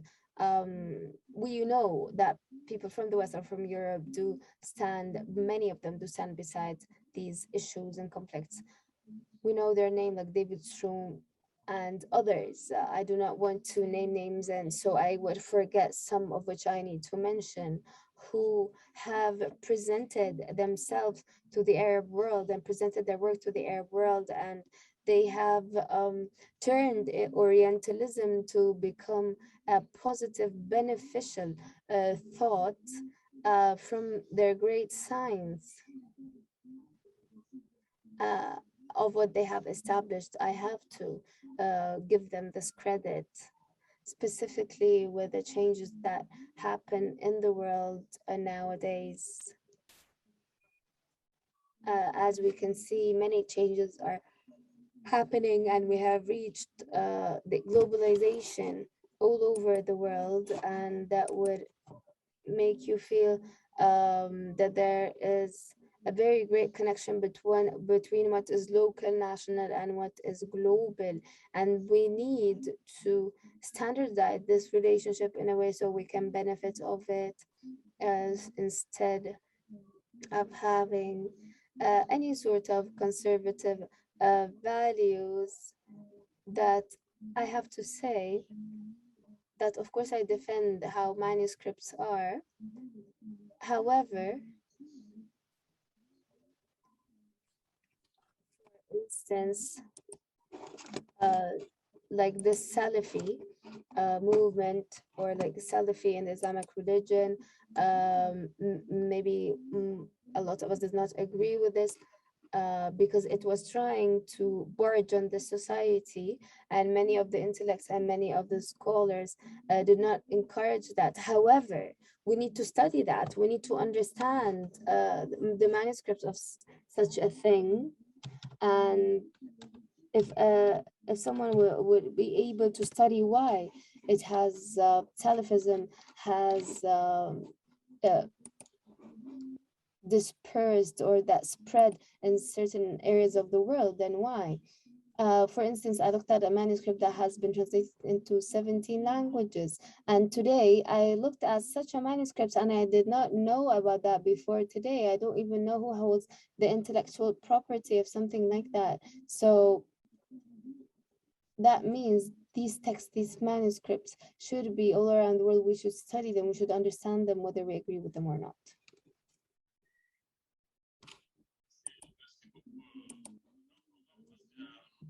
Thank you so much.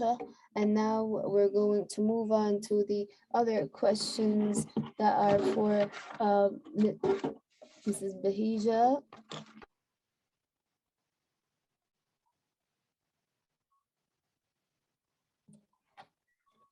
And some of the questions are specifically for you, Ms. Bahija.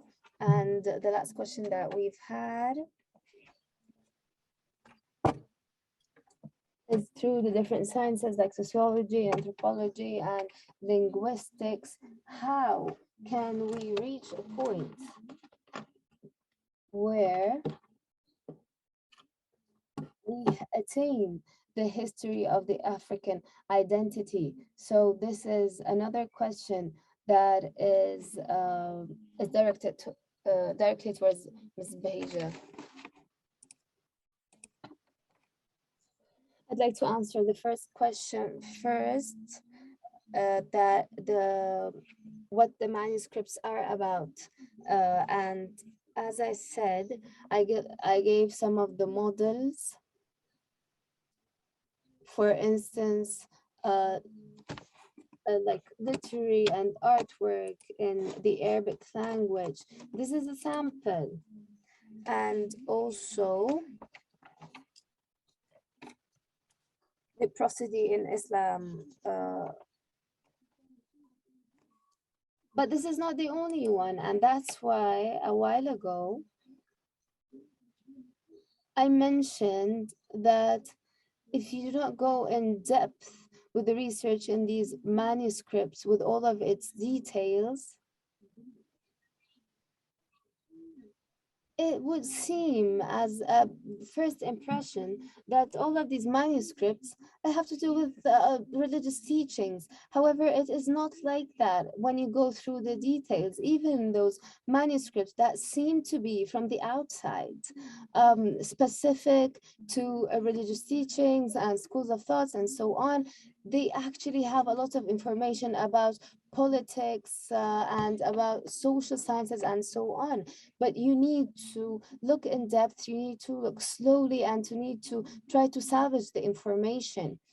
And as I said, this applies to the majority of manuscripts, specifically, as I said, the ones that are written in al-Ajami, because these were the very beginnings of the teaching in al-Ajami, and then the student would move on to the Arabic language in another level.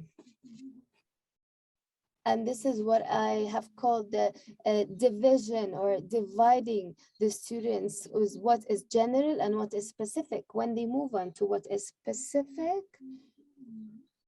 and this is what we have seen with the scholars of reform. And as we can see, reform is not just in politics, however, they wrote in different fields. So, and I always say through the very detailed research that I've done through Infaq al-Maysur and what has Muhammad Bello has written down, there are 7 different fields included in the manuscript of Muhammad Bello. First of all, history. Infaq al-Maysur is the title of it, and it has to do with history. We cannot undermine the importance of the book because it belongs to a very important methodology, and this methodology is to cover the field 100%, which is called Bilad Dakrur. And this title means that it comes from Darfur in Sudan up until Fouta. Fouta is in the basin of Senegal. This is the range of information about all of this area by Muhammad Bello. And he goes into the details of the different fields and, for instance, politics and who were the leaders of the politics at that point and the scholars of politics and so on. And each field, he gives us details of each of these fields. And even, for instance, agriculture, how did they used to manage agriculture up until the 19th century? And when he spoke about scientists, he speaks about his sheikh, his father who was a sheikh, and speaks about his father also. So when we speak about the information that we have received from the Orientalists, we cannot forget that those Orientalists came to an environment that was very distant from where they come from, and they had different politics with their governments and so on, and they were collecting information for their governments at that time and their observations also. They were writing down their own observations, and it was so different than where they came from. So definitely, I am not undermining what the Orientalists have written down, and I have referred to it. I have benefited out of it at the beginning of my research before I write about the African history by the Africans and by the African manuscripts or the manuscripts that came from Africa. And this is a book that has been published in 2016 about Islam and the government or the state. There are 50 manuscripts, and these 50 manuscripts is actually from Africa, from origins, and those who have written it are Africans from Africa, and they contain so many information about politics and social norms at that time. And I'm not undermining the Orientalists, however, when you read what the Africans have wrote about themselves, then it's a different perspective. It's our own history, our own identity. Then why do we always have to go back to what others have written about us, while at this point I think we have the burden of going in depth of the real identity, the truth of the Africans. We are from North Africa, we're from Africa in general, and we are all considered no, we're not Europeans, and we're not from the Europeans who are trying to write about Africa. Africa, does not have all of the scientists who are in physics or who are in even nuclear power, if we may say. However, Africa has produced the scientists who have spoken about intellect and who have spoken about philosophies and religion that all resulted in peace, did not result in any war at that point. When we speak about the Islamic movements, it has nothing to do with the reform that happened in the 19th century, because the reform movement actually has unified all of the Mamluks that were fighting within them. As for the Islamic movement, could have demolished and not established. We're speaking about different movements that try to establish, to unify and not divide. This is the main identity. This is the real identity for the African citizen. And here now we have the intellects and the scholars and researchers. They hold a responsibility and they burden it upon their shoulders, so as they need to display the history of Africa in different African universities and the African content, and even young pupils in schools, they need to know more about, they need to learn about their true identity. Do we teach them about their true identity, or do they always think that Europeans came to Africa so they can humanize it and they could teach the Africans and they can establish it? Those African scholars, there are many of them who have called for rewriting history. And of course, media right now, unfortunately, has damaged how African identity looks like. And specifically when this started in the 20th century, however, up until now, the media does not grant the African identity its true authenticity and its rights to be displayed in a way or in a manner that it does deserve. And I was so proud to be proud of a book, but it hasn't been published up until now about this issue. Let's go back to the question anyways. I'm speaking about Muhammad Bellu, and that he has written the title إنفاق الميسور, and also مفتاح السدد في أقسام البلاد, all of these titles, and also في شأن البربر والطوارق, all of these books or titles that he has written down. I'm just giving 3-4 titles. And also البرد اللامع في الوجه اللامع, بذور مصفرة, and different other titles like كواكب الدر في المصطلحات الصوفية, مرآة القلب في معرفة الرب, مفتاح السداد في ذكر الأوليات الخواص والأفراد. And then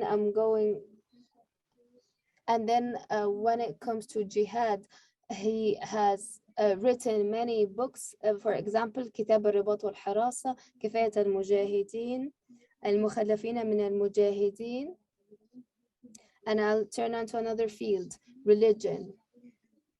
الإشارة والإعلام في أقسام المجاهدين, ترجمان في وعد الشيخ عثمان, المزاد على عمدة الإيباد. This when it comes to religion. I'm not going to give you all of the titles. I'm just giving you examples and samples from each field. Let's go to medicine, because I think that one of the questions that had to do with medicine and in mathematics, for example. And just Muhammad Bellu, what did he write? المسوغ الريفجي في أمراض العين, تنبيه الإخوان على أدوية الديدان, الطب الهيل في أوجاع العين.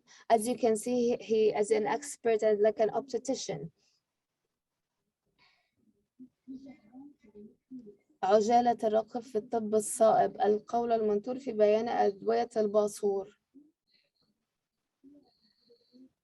Other than that, as you can see, there were different fields. And within medicine itself, there were different fields of medicine that he wrote about.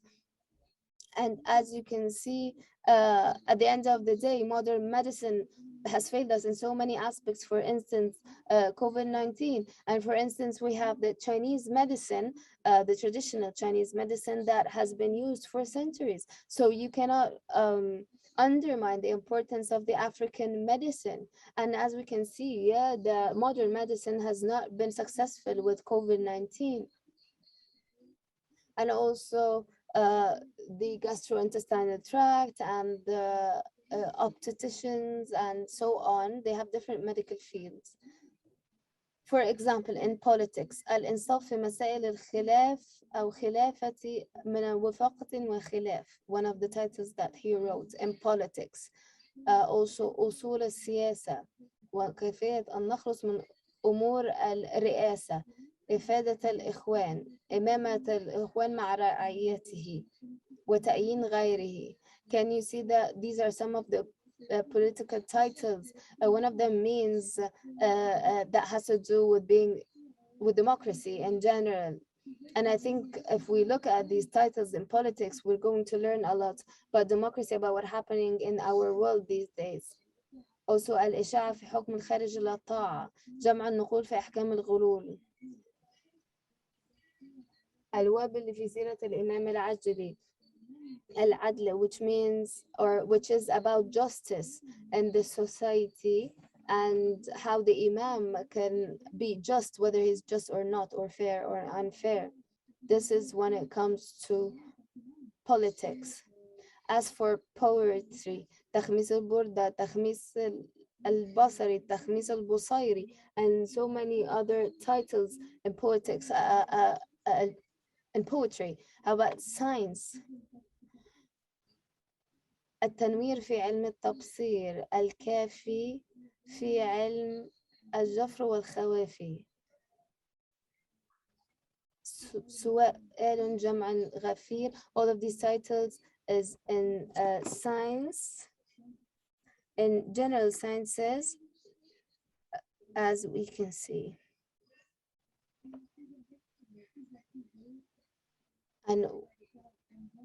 And also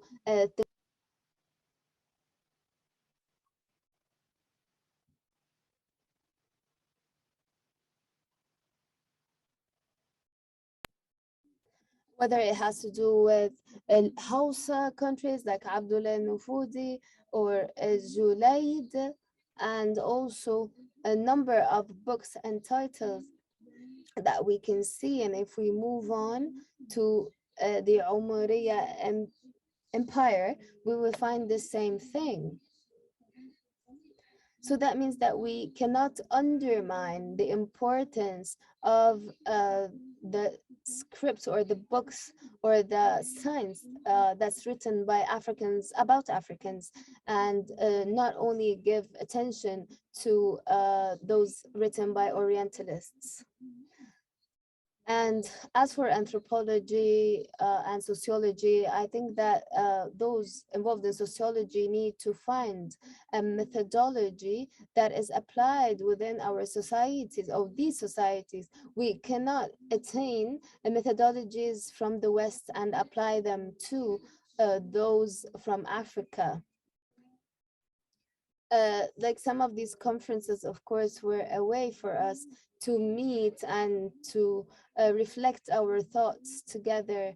But however, unfortunately now with COVID-19, it is a little bit difficult, as these conferences, for instance, where we had the study group in Morocco and African Studies in Timbuktu 1995, and we gathered from all over Africa, North and South of Africa, and we established the study group, and we connected and we met together. And this is, I'm calling upon everyone so we can reconnect again and to understand more details about that issue. Thank you so much. I know that I have taken more time than I had. Thank you so much. Your answers were very interesting and they were very detailed. And I'd like to thank you so much. And now I give the word to Mrs. Darya so she can answer the questions that were directed to Mrs. Darya. There is the question about the manuscripts, the manuscript that is the oldest, and the Mandi and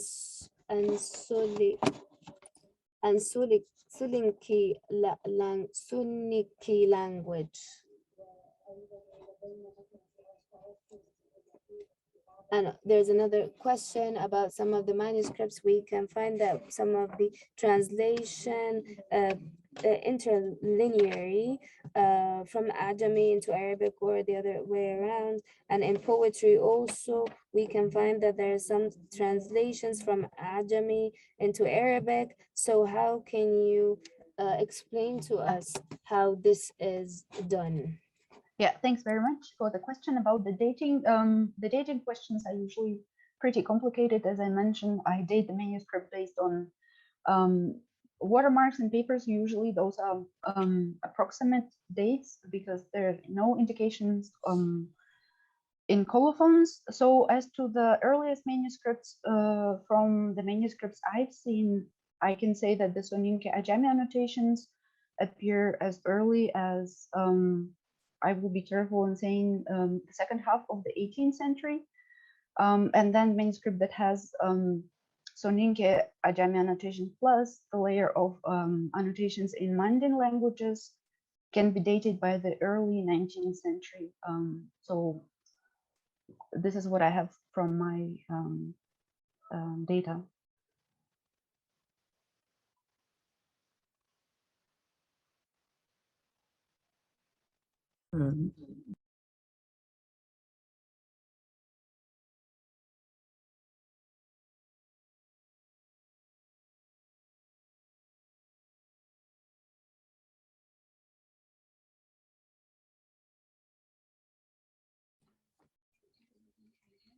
خليني أشكر كثيرا الحاضرين والحضور. I'd like to thank all the participants and the attendees.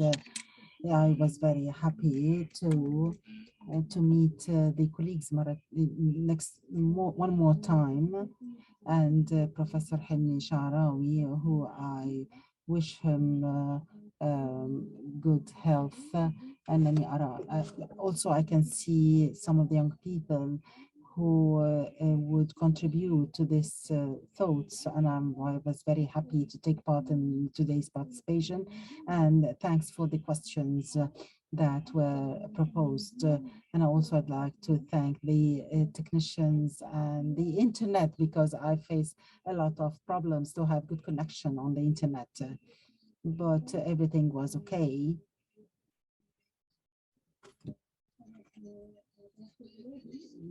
Because of something divine, I would say. It's the blessing of Sheikh. And I'd like to thank you once more for this great honor to be the moderator of this session.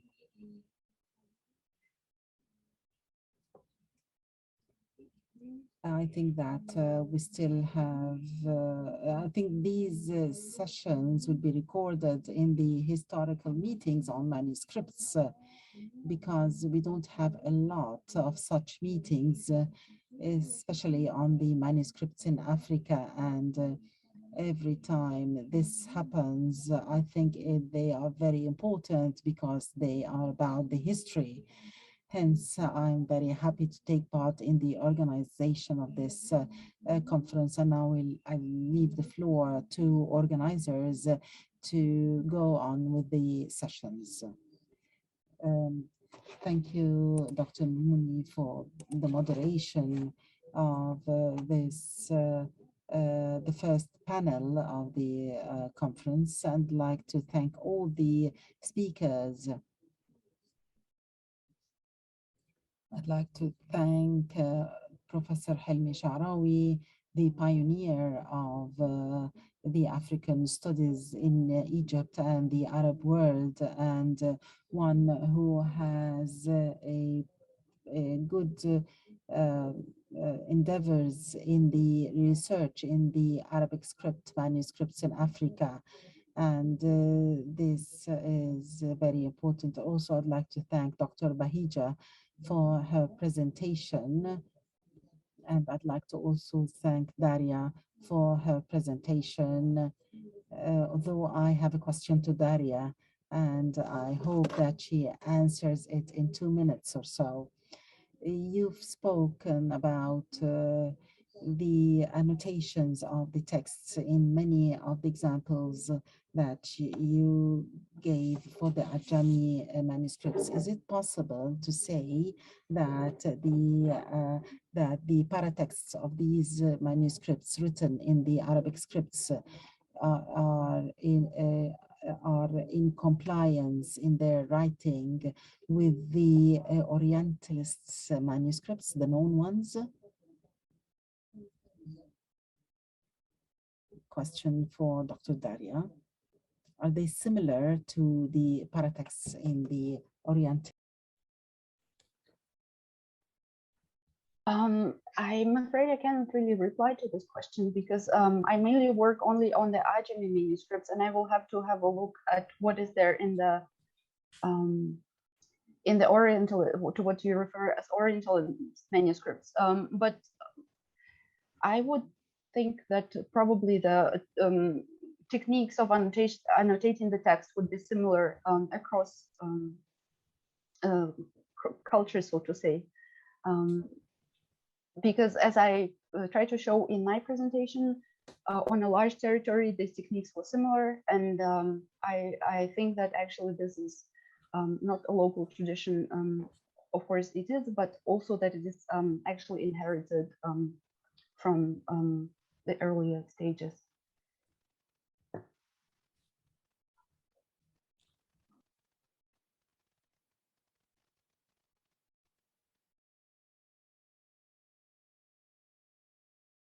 Yeah.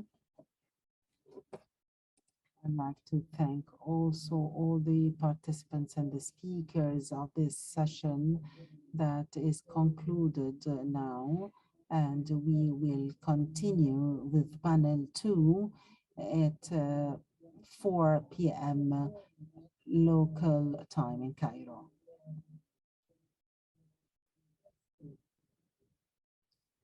Now we have a break till 4 p.m. and then we'll convene here once more with the panel, the second panel